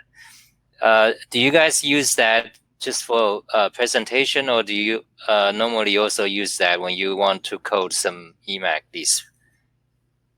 I use it for lots of, for my my init file is written in org mode, but also I've used it with Python and with other things when I've had to when I want to document, when I'm documenting out something, some kind of test, or when we were doing research on how to implement something, and I would have, like, bits of Python code, but the org mode was easier for writing out and explaining what we were doing. So you could write, and using Python with org Babel is really nice. Like, you can use tables, and you can have it generate graphs and put them into the org mode from there. I use Babel to manage my dot files. Like all my dot files is just a single org file on any system, like on Linux, on Mac OS. Like I can probably show you. Oh, yeah, that's something that I didn't. I have a org mode file for reinstalling Linux if I have to. If I'm moving to a new machine and everything that I want to reinstall there, I have a bunch of code for running things in Bash or something like that. So I can just step through that and run the snippets there. So this is my like git config, right? And like you can say like, hey, tangle this into git config, right? But if you're on Mac OS, tangle this piece. But if you're on Linux, tangle this piece, right? How are you doing? How are you doing if? Oh, I didn't know you could do that. Yeah, you could do that. You could set modes. You can create directories like on the fly, like So here I'm saying like, hey. But I didn't know that you could do a win in the in the tangle. That's well, it takes console, right? Like so you can definitely say if something that like I want to tangle into this file only when I am on Mac, because on Mac my pin entry changes, but when I'm Linux, I want to use this GPG agent, and please create the directories you need, right? And that's pretty neat, because now whenever I need to change anything in my bash files, in my dot files, in any config files, and I have like quite some stuff here, like closure related. I even like use Jira. Like at some point, like we don't use Jira anymore. Starship is the command prompt built in Rust. Like all these configuration, like even VLC player, like settings, right? I like whenever I need to change anything in my dot files, I have to do it once, and I just Babel tangle them, and my configuration becomes kind of an immutable thing, right? It just like it recreates the configuration, and also there is a way to actually like I can't remember on top of my head. There's a command to bring back the tangled pieces, right? So you can get them back, and if you're using source control, you can of course like oh, here's the things I changed in my settings with mail, right? You can always have them like source controlled and like see like the differences and like how you change things. And this is great because whenever I get new machine, the only bottleneck is up to the point when I get Emacs. Once I get Emacs installed, that's it. I have to like I have to just grab my file, which is a single file, right? And just tangle everything, and boom, and everything is there, right? So Tango is like generate a code, right? Tangle and weaving is these are the terms. I think these are the terms coined by Professor Donald Knuth. Like with literate programming, it's kind of it's confusing because tangle, like it means actually creating files. So you tangling your how do I describe it? So you tangling your literate program into like I know I can't describe it. I know, but like it generates codes, right? It generates files out of your literate program. It generates a bunch of files, right? And there's a way to untangle, like see your file. There's like I don't remember the command. I'll like I'll send it to Jeff later. I'll find it. So you can untangle things. You can bring the files back into your file, into your org file, right? And then if you're using like, you know, you can diff it. You can diff like in memory buffer, or you can like, you know, use a version control and see like the differences, right? Like it's great. It's actually, it's very neat when you don't have to like think about, like, I used to deal with like symlinking with like, you know, oh, maybe I just like put everything into my Git but ignore certain folders. But then like I mess up something, I forget to change like git ignore file or something, and like, you know, a new machine comes and I'm like, oh, I lost like a bunch of my config files. That like, you know, I stopped like having that pain. Everything is in one file. I know where it is. I know how to find it. It has like, you know, I can put like really good comments for myself. You can easily exclude things like, you know, oh, I don't want you to tangle anymore because I'm like, I'm not doing this anymore, like stuff like that, right? And yeah, it's great. Highly recommend that.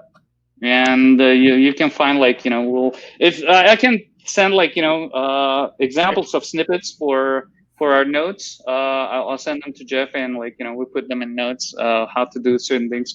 You can set like, for example, sometimes you need like to set modes of the files, right? Like the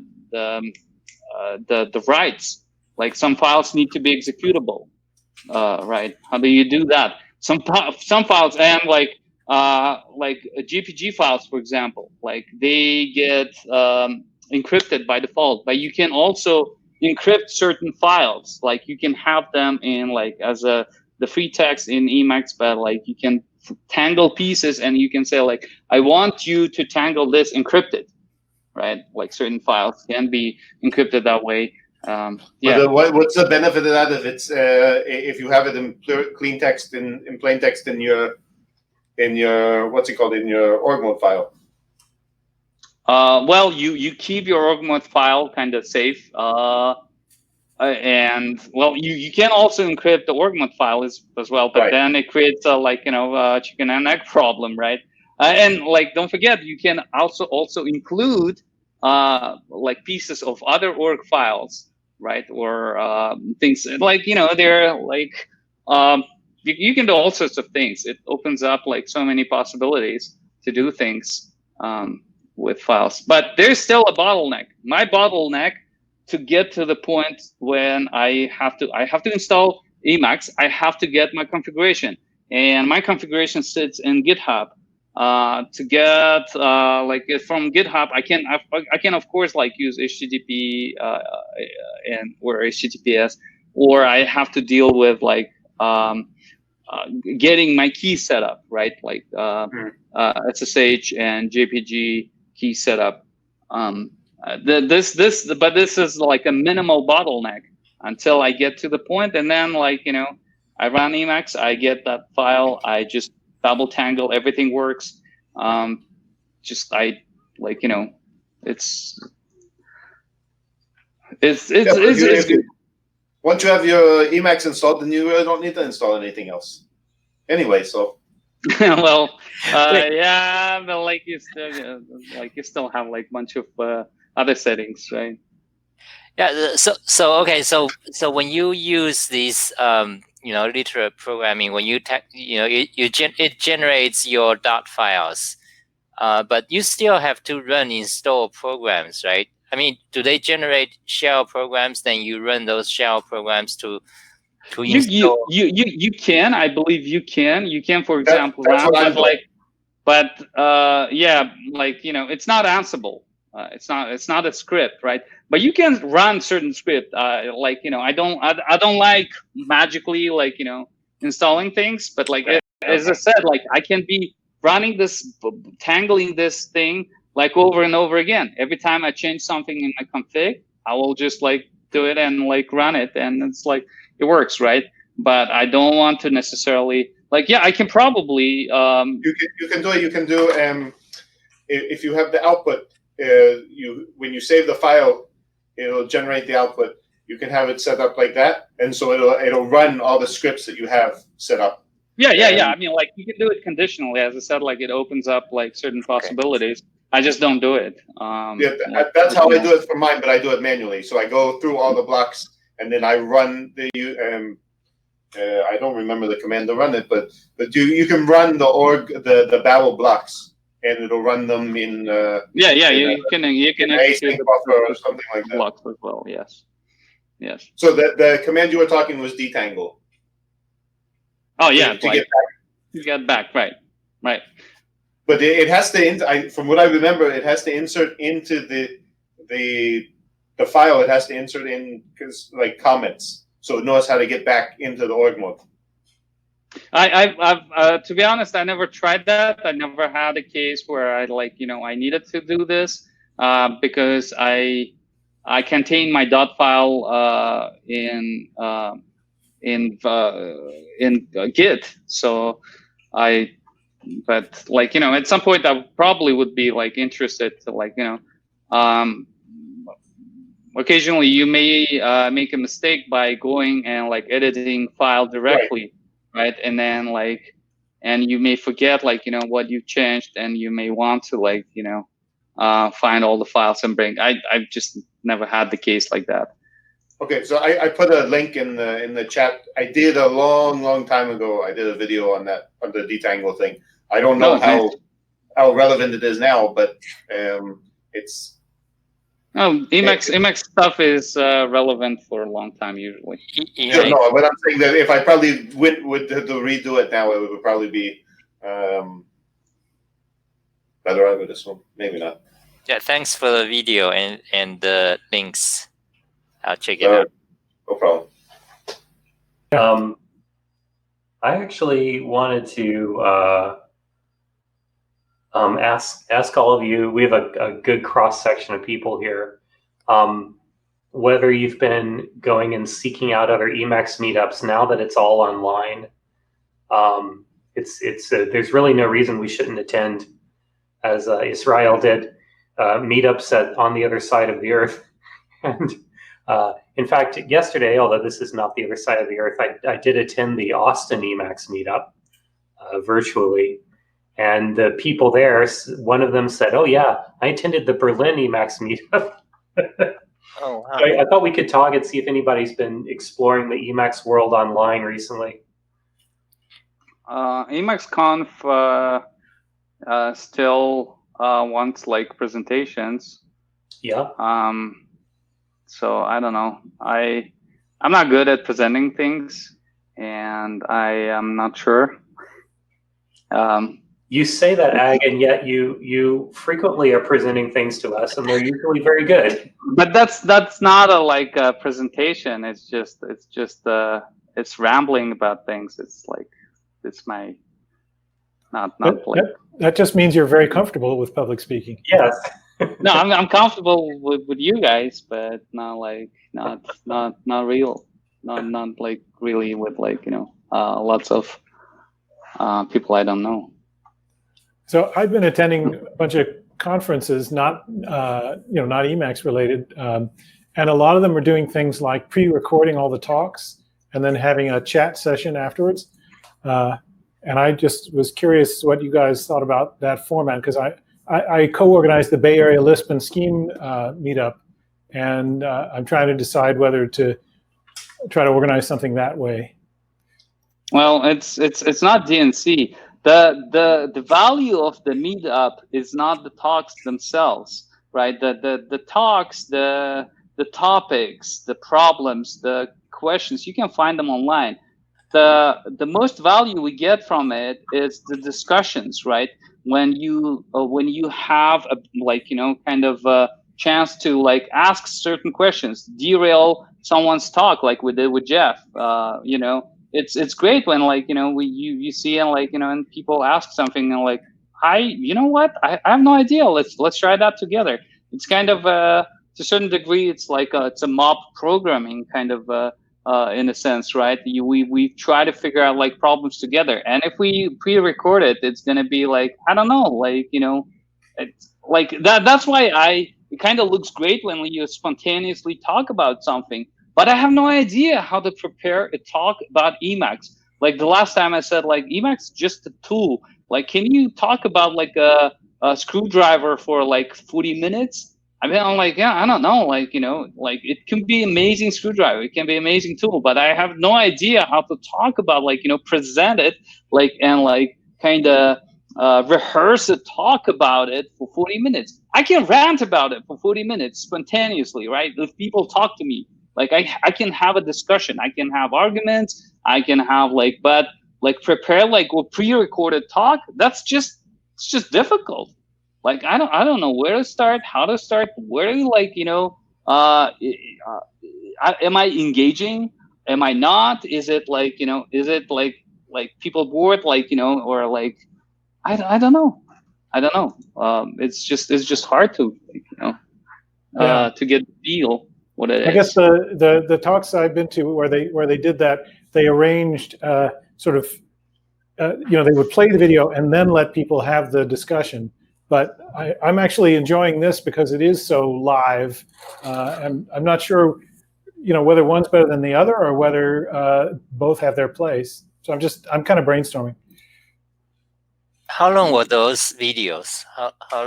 What duration?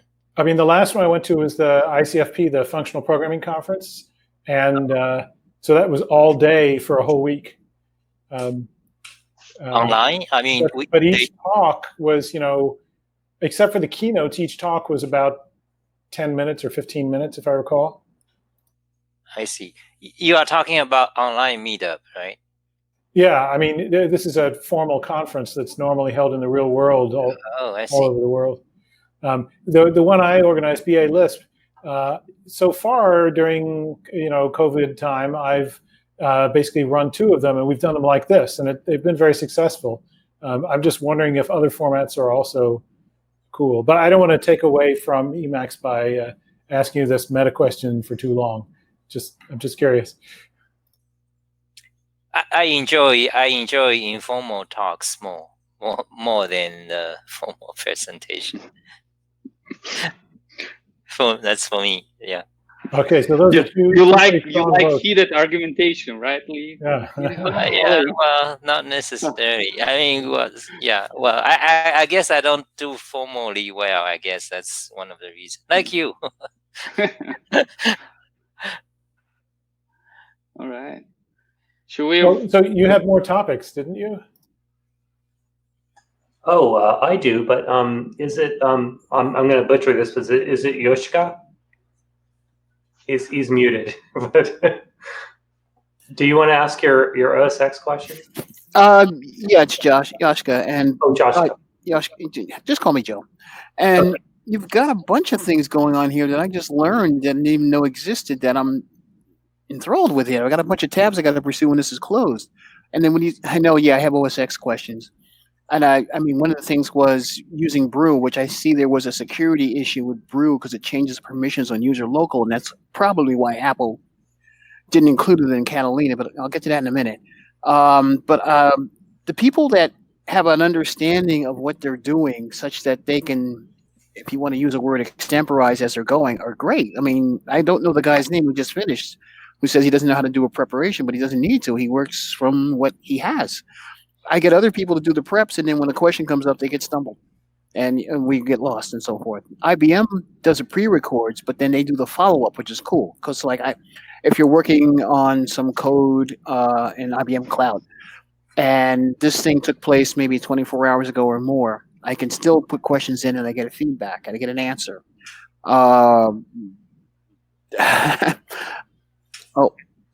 in a store with a lot of noise, unfortunately. But I'd have to wait a minute. I got to go look at my notes on the OSX questions. Hang on a minute. Sure. Yeah, it's there on the Meetup page. I can kind of read those off, actually. You were saying, let's see, trouble getting Emacs running on Mac OS X and gave up and used Anaconda Nav and VSC. And then the second question is, can Emacs be used as an IDE? And I think we can take that right away. The answer is definitely yes. And some of us are LSP mode advocates, and others have like language-specific support. I know Agza, you're a Clojure person, right? I am. I've been writing Clojure for some time, and mostly I write Clojure nowadays. and it has great support. We have a great package. It's actually not a single package. It's like a kind of set of packages for Emacs. There's closure mode. There's CIDR. CIDR stands for Closure IDE Probably that IDE. rocks. Yeah.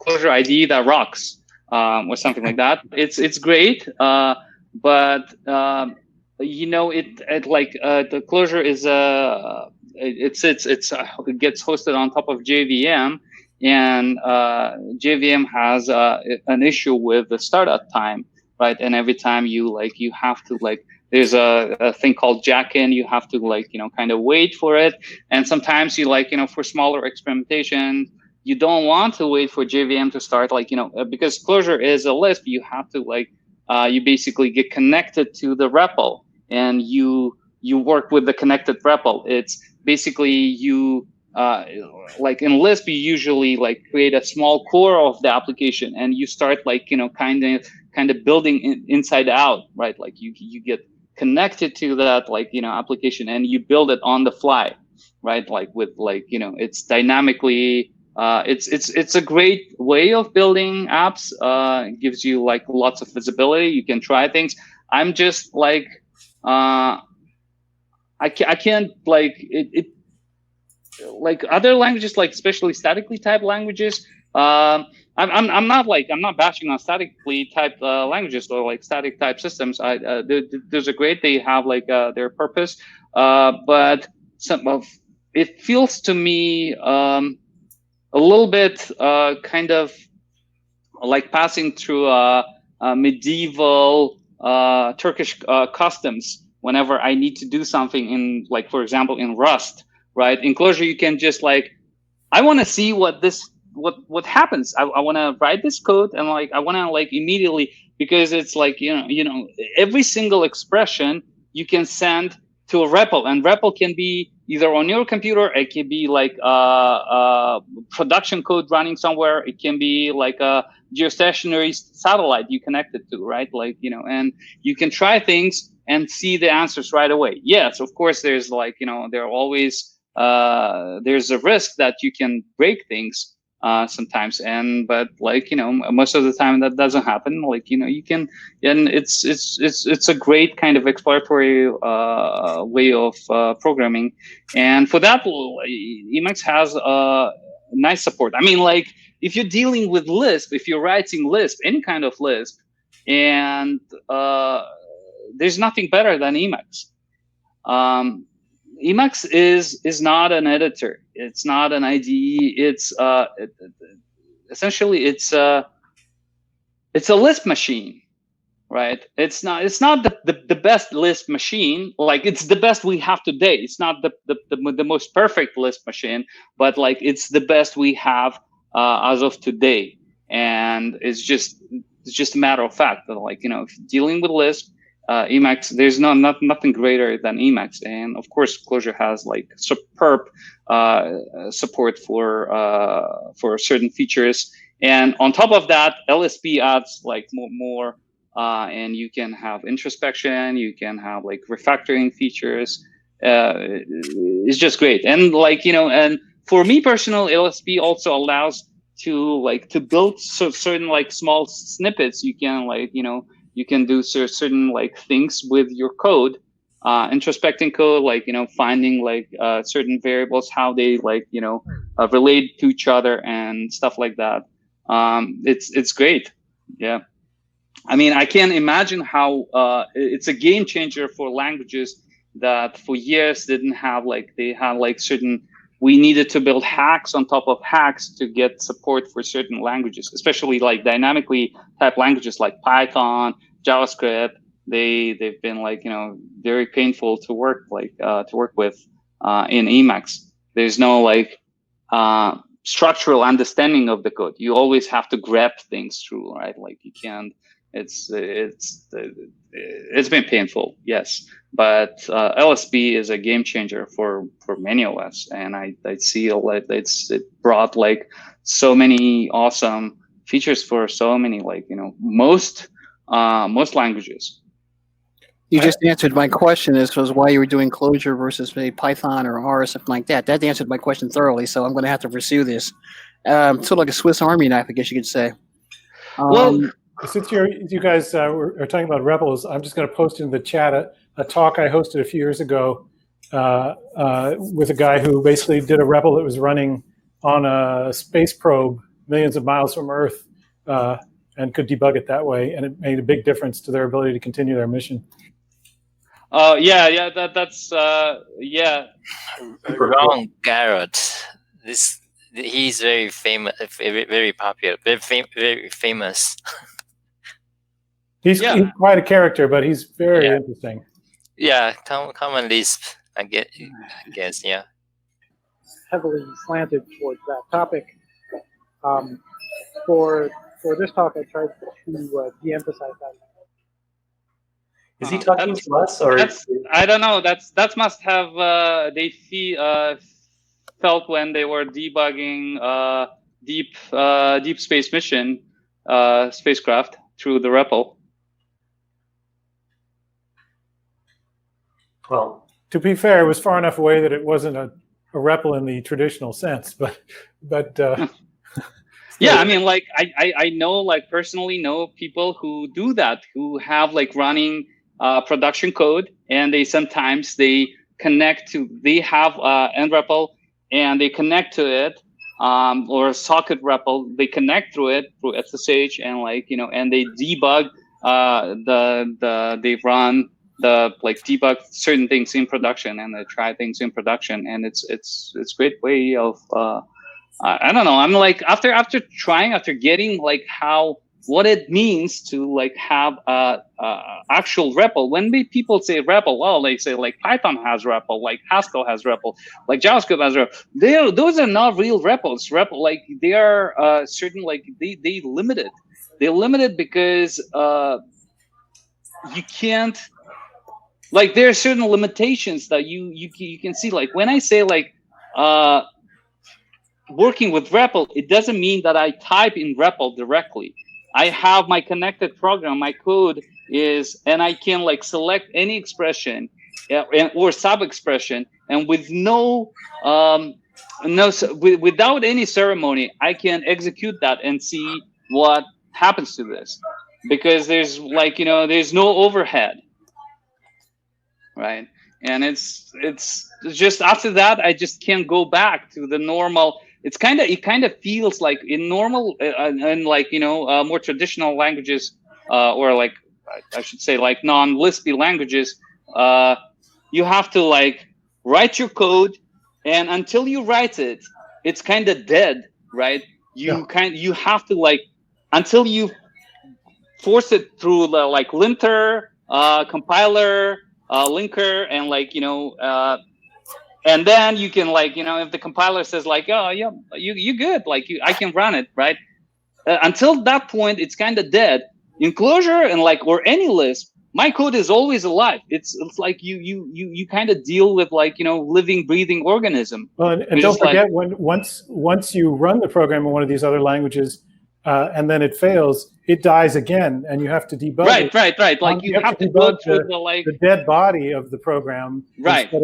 Instead of actually going inside and looking around and seeing what's happening, which is what you do in Clojure and Lisp and so on. I call it punch card programming, because I remember I took a COBOL course in like 1983, and you know, I would punch cards, give them to the guy who basically acted like a priest. He would, you know, put them on the altar, which was the machine that would read them. And like 30 minutes later, I'd get a bunch of green bar paper back. So my my cycle time to get any feedback was, you know, half an hour if I was lucky. And once I got to use a REPL, you know, it was immediate, instantaneous feedback. When would you ever give that up? It's just crazy to give that up. And by the way, I do most of my own personal hacking in Scheme, and you can actually do some really cool things there. So in my web server, if an error happens in production, it actually saves the continuation of that error into a variable, and then continues. So when I come home later, I can actually attach to that continuation the running stack live, even though that request has already finished and shipped an error back and everything. So Oh, I can look at all the variables, I can do everything. I would just never give that up. And it was, working at places like Google, it's so hard to persuade people how important that is if they've never experienced it. You're just I don't know.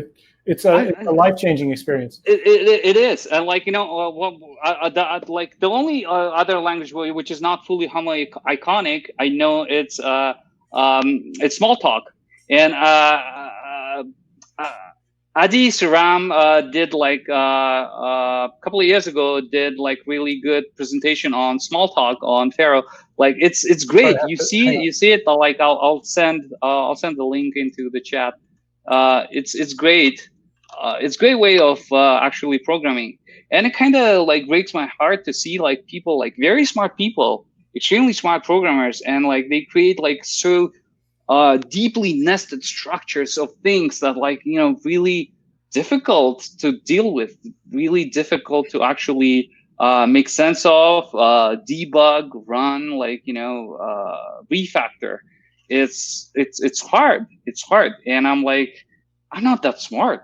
I'm like I'm like and I'm to a certain degree I'm kind of glad that Clojure is not extremely popular, or like Lisp in general is not extremely popular, because if everybody used Clojure, I would be out of job, like like that, because I'm like I'm not that smart. I use Clojure because exactly because of that. It allows me to like to go through the simplicity and like enjoy of building things. Do they use Lisp at Google? Any? They used to. Like, I don't know if they still use it. I got to use Lisp for 1 year in research at Google, and it was wonderful. But it was just because the tech lead had a lot of leeway on that project. But no, in general, they're very strict about languages and don't let you innovate. Yeah, and in fact, they managed to make Python as non-dynamic and sort of take away the REPL. So it's what little REPL Python has is really not visible at Google, because everything has to be built from scratch and put into an executable. It's really got the C++ model. Right. Yeah, it's kind of sad when like people. I was very skeptical about like Clojure, because my although I have engineering degree, I never had like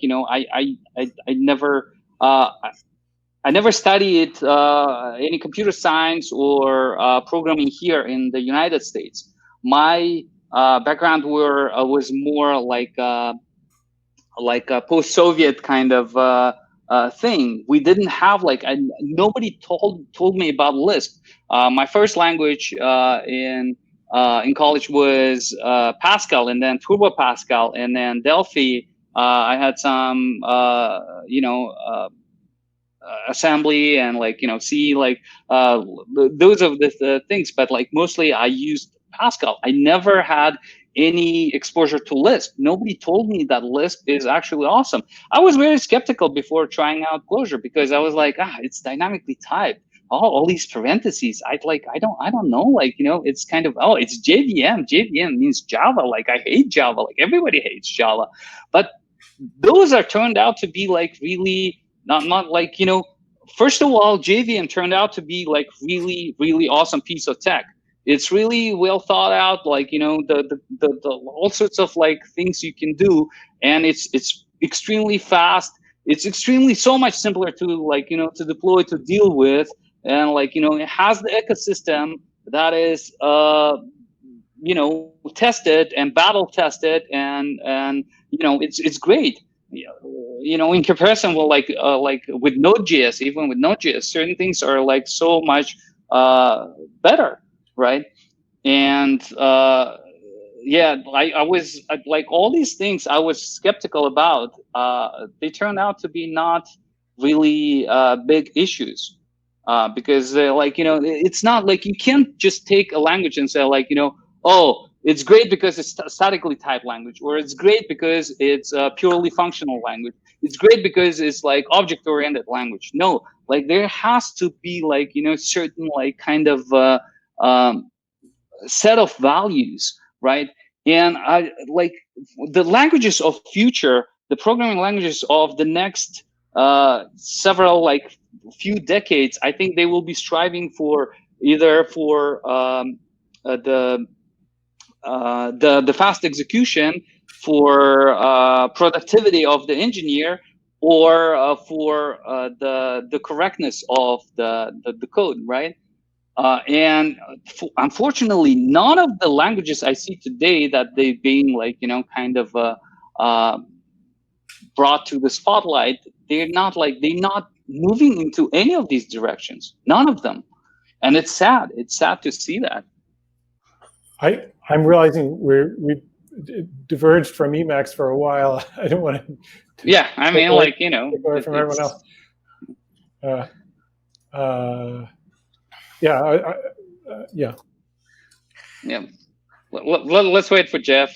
He's taking a break. Well, while he's taking a break, I have a little package I wrote a number of years ago.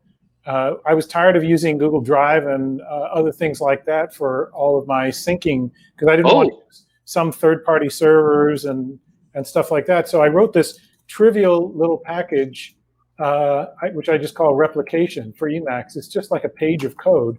I'll put it in the chat. And basically what you do is you set up a repo in some directory on multiple machines, and then this thing knows that that directory is one where anytime you write to a file, it should commit it and push it.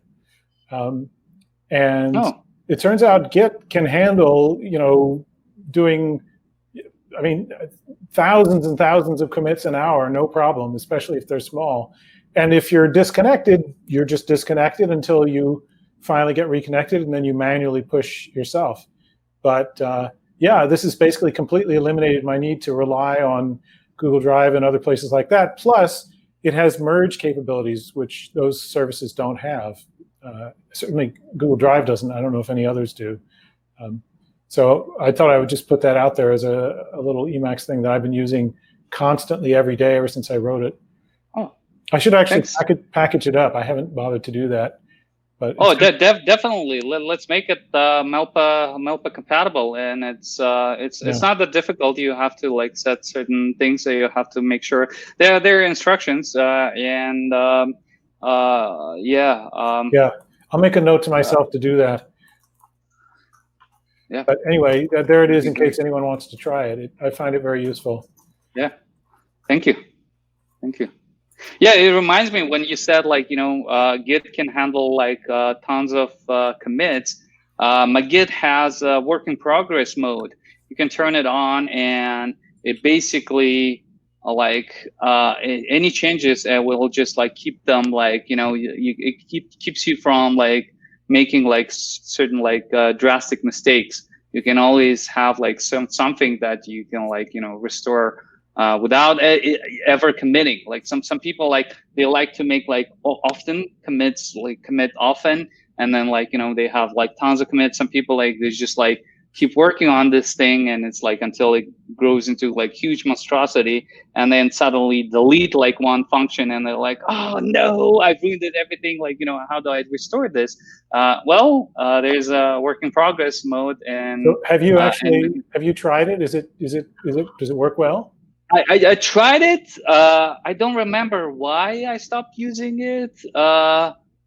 Because maybe I'm like, you know, I'm disciplined enough to not to get into like kind of making mistakes like that. Maybe I to be honest, I do not remember. But it did save me maybe a couple of times. It did save like you know, from certain headaches. One of the times it was like when I think it's something to do with rebase. I rebased my code and like, you know, pushed it to my like remote repo, and I was like, oh no, I like, you know, I messed something up. But then like, you know, there's there's no way if you pushed it already to like there's like I didn't have like a duplicate or like a backup, and the only backup I had was at home machine, and I was like thinking maybe I should call my wife and like try to explain how to like how to do the like how to push Git, and I was like nah, no, like that's like that's not gonna happen, like I don't know how to explain over the phone how to do like how to push to Git, and like you have to force push it, and like but like I'm just working in it with because mode saved me. I'm often in a position where I'm working on one computer, and then like my daughter needs it for schoolwork or something, and I'd like to not have to go through the effort to manually push it onto my laptop. It would be nice if it was just already there and I could keep working there. But I don't know if it handles the situation where you're on two different machines. That would be really nice. Well, you can always use like something like Synctine, or like I personally use Resilio. I think I'm going to take a break. Yeah, it's been almost 3 hours. Yeah. So I was wondering, Jeff, do you have a plan for next meetup, or are you gonna announce it later on? Or? Yeah, excuse me. I'm thinking that I'll just try to do this every 2 weeks on Thursday, if that sounds good to you all. Today was an early time because we had a couple of people on European time, Israel and someone named David Restivo, but unfortunately at the last minute David wasn't able to come. So I don't know if he's going to want to come next time at 1 o'clock, or whether we can just be like, okay. It sounded like 4 worked pretty well for people. We can do like one time, like this way, the other, like we can like alternate. Yeah, that works. I worry that people are working in the middle of the day and can't come, but clearly that wasn't an issue today. What do you think? Emacs can be work, right? Yeah, that's fair. Yeah, definitely my C++ friends were multitasking. I could tell. Yeah. Oh yeah. I feel bad we never answered Joshka's question. Like I don't know. Yeah. I feel like we lost him. No, you didn't lose me. I was enjoying the conversation, and I was actually working on the problem here. I've got Catalina. Catalina wiped out everything. There was a question about user local when you did brew. Brew's no longer on my system thanks to Catalina. I'm looking at other ways of doing things here. I like that push idea, and I'm playing with that while I was listening. So yeah, I have no problem. Since Stanford shut down and killed my job when they had COVID, I've got time. So whenever you want to have it, have it. Oh, cool. Oh, are you looking for a job? Yeah. Oh, what are you looking for? What kind of like programming I've been doing Python and R, and I've been working with several groups. We're looking at medical data from breast cancer, and I've been sort of data cleaning and getting data over to people, writing little code snippets for that. And DevOps work is kind of new to me, but I used to be a system administrator at Sun before they got bought out by Oracle. So if you ping me, so send me a DM on Twitter. I'm known as MX Tips on Twitter. Let's talk about it, because I feel kind of like, because the same thing happened to me. I lost my job right when the crisis started, and it was unfortunate and it was unexpected. And for the first time, it took me a long time to find another job, because in the middle of pandemic, like, lots of companies, it wasn't the best timing, because now it's probably better. But a couple of months ago, it was hard for the companies. There was a lot of confusion. Companies didn't know, like, if they want to hire, if they're ready to hire, if it's like it's going to be remote only for long, or like, how do they, like, we want you to be remote now, but like, in a few months we want you to like come to the office. And it's hard to hire. Like, even for the remote positions, I would always go to the office. Like, it's hard to you hire somebody over like just seeing them through the webcam, right? It's hard. It's hard for the companies as well. It's also I don't want to share some personal info since this is being recorded, and maybe we probably will have to let's talk about it. Maybe I'll okay. I'll try to help you at least. I appreciate it. Thank you. Yeah, no, haven't helped you yet. Well, the offer was good. All right. Plus, hey, I'm gonna go. See you guys. All right, Lee. Yeah, thank you guys. See you. Thanks. Bye. You guys are all scaring me. I haven't upgraded to Catalina, and I'm worried I'm going to lose Brew. I would hold off until I can find out more. But everybody there's a large number of people saying don't install Catalina if you don't have to. I had to wait because I still use iPhoto, and it dies on Catalina. It's no longer supported on Catalina. I don't remember if I had any problems with Catalina. Probably I had, but not The homebrew page doesn't say that it doesn't work on Catalina. It's silent. Works for me. I don't know. But anyway, I should probably head out too. But I really want to thank you guys for running this and coming to this. It's been a lot of fun. Yeah. Oh, this has been great. This has been very educational. Yeah, Jeff is our captain, and it's great that we're doing it. I wanted to do this for a long time, but we couldn't figure out the way and the logistics. And we were let's meet in person regularly. But now we can meet in person, and I miss talking about Emacs. My dog is tired of me talking about Emacs. I've been talking to my dog because my dog has no other choice but to listen to me. If you get some interesting answers from the dog, let me know. Yeah, well. All right, guys. Thank you very much. I hope to see you next time. So long. Absolutely. Thank you. Can I ask you a question? You posted a video, and I started looking at it, and it seems to be Smalltalk related, and I missed the context. What's going on with that video?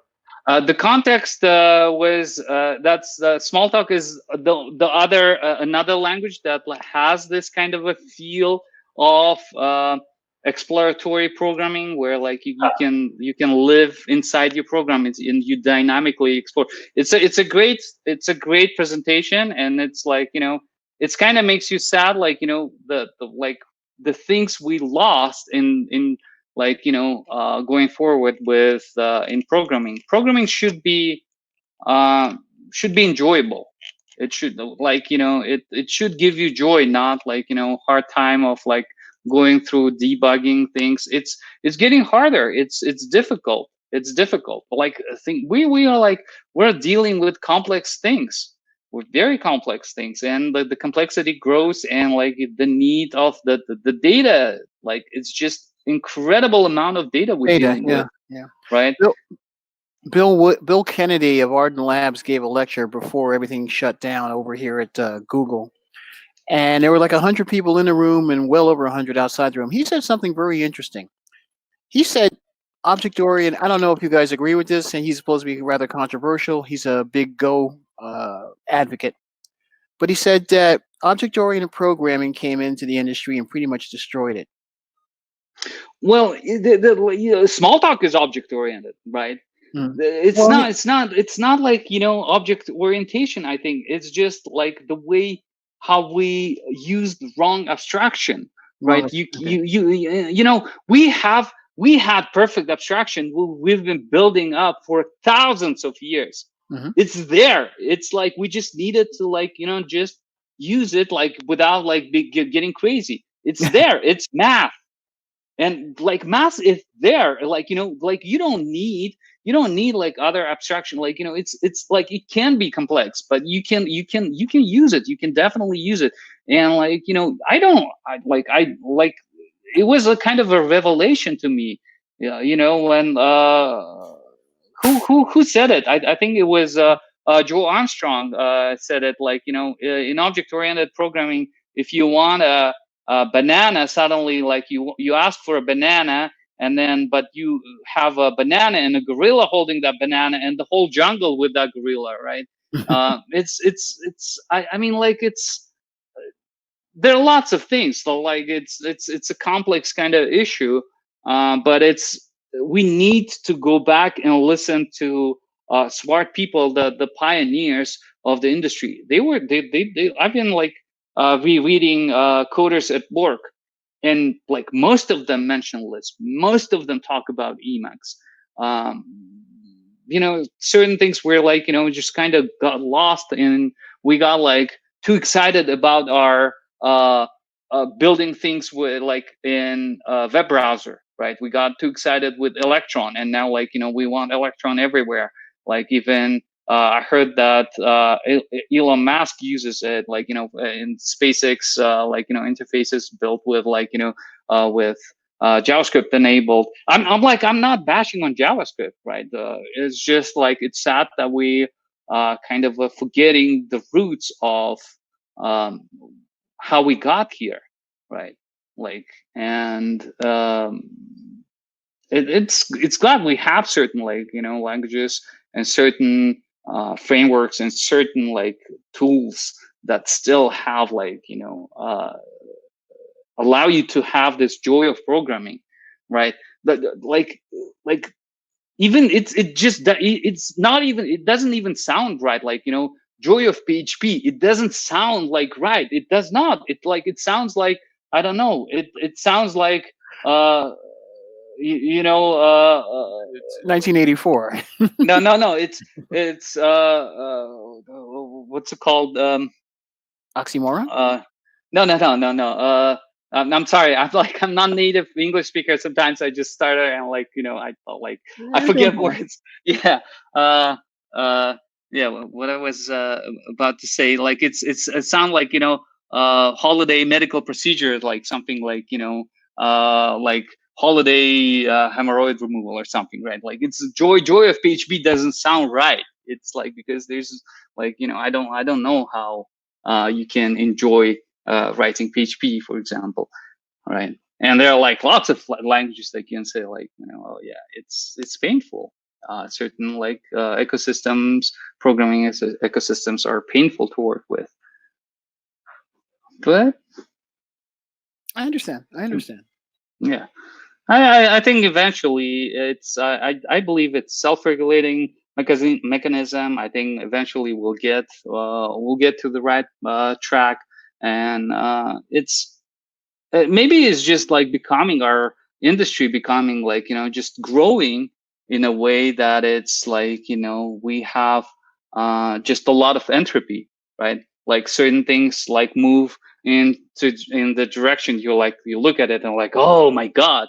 But at the same time, you look at the different things and you're like, oh my God, this is amazing. Like, you know, this is just like, I couldn't even imagine that like this would be possible, like, you know, 5 years ago, 10 years ago, right? Well, the computing, but you know, as I said, I hope it's a self-regulating system.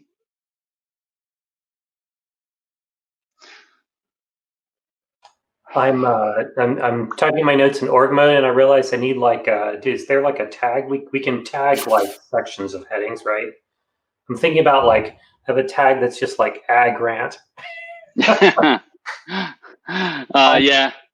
my colleagues one day they said like, you know, you should have a show that's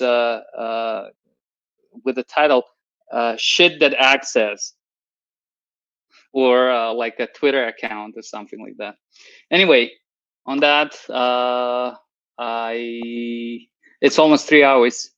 I enjoyed this tremendously. Thank you, Jeff, for organizing this, as always. But thank you for reminding me that I needed to organize one. That was actually the impetus for restarting this, so appreciate that. Yeah, my dog appreciates that immensely. Thank you. All right. All right, thanks everybody for coming. Nice to see you, Kat. And Joshka, and we'll 2 weeks time, maybe 4 o'clock this time. Okay. All so right. Thank you. Does anyone have opinions on what we should do with this recording? Put the whole thing on YouTube, edit it. You're gonna put it on GitHub, or where are you gonna put it at? Well, the video will probably be YouTube because we have a YouTube channel already. Okay. Let's. Which is your YouTube channel? Was it Emacs something? Emacs-SF. Okay. Okay. Or maybe let's just in case, let's just put the question for for people. Maybe I think everybody knew that we're recording, because whenever you join, it says we're recording on loud, and if we're recording, I think nobody will be against that we're putting it publicly. I hope I didn't say things that were that were wrong or offensive or anybody else. So I think it's fine. It's my question is less about whether it's sort of safe or people said anything wrong or something like that, but more like is it worth dumping the whole thing on there, or should I try to edit it a little bit and just do absolutely it's worth it. We on YouTube we can watch things in 2x, right? Yeah. Okay. We can, yeah. Fair enough then. Everybody's gonna get the whole thing. Sounds good. Sounds good. Then and I know you can. You don't even need editing, right? Or how can I help you? Maybe sorting out the notes or. No. I've actually learned to do some video editing. It's one of the ways in which I've grown as the organizer. Oh, wow. Awesome. But I was just thinking I was either going to dump the whole thing, or I was going to cut out the parts that were just sort of informative exposition. But Kat points out that this is much like a podcast, and people like the fact that there's give and take and stuff like that on the podcast. So we'll just capture the whole thing, and if people don't like it, they can watch something else on YouTube. Yeah. All right. Okay, great. Well, I'll see you all in 2 weeks. All right. Adios. Good night. Thank you.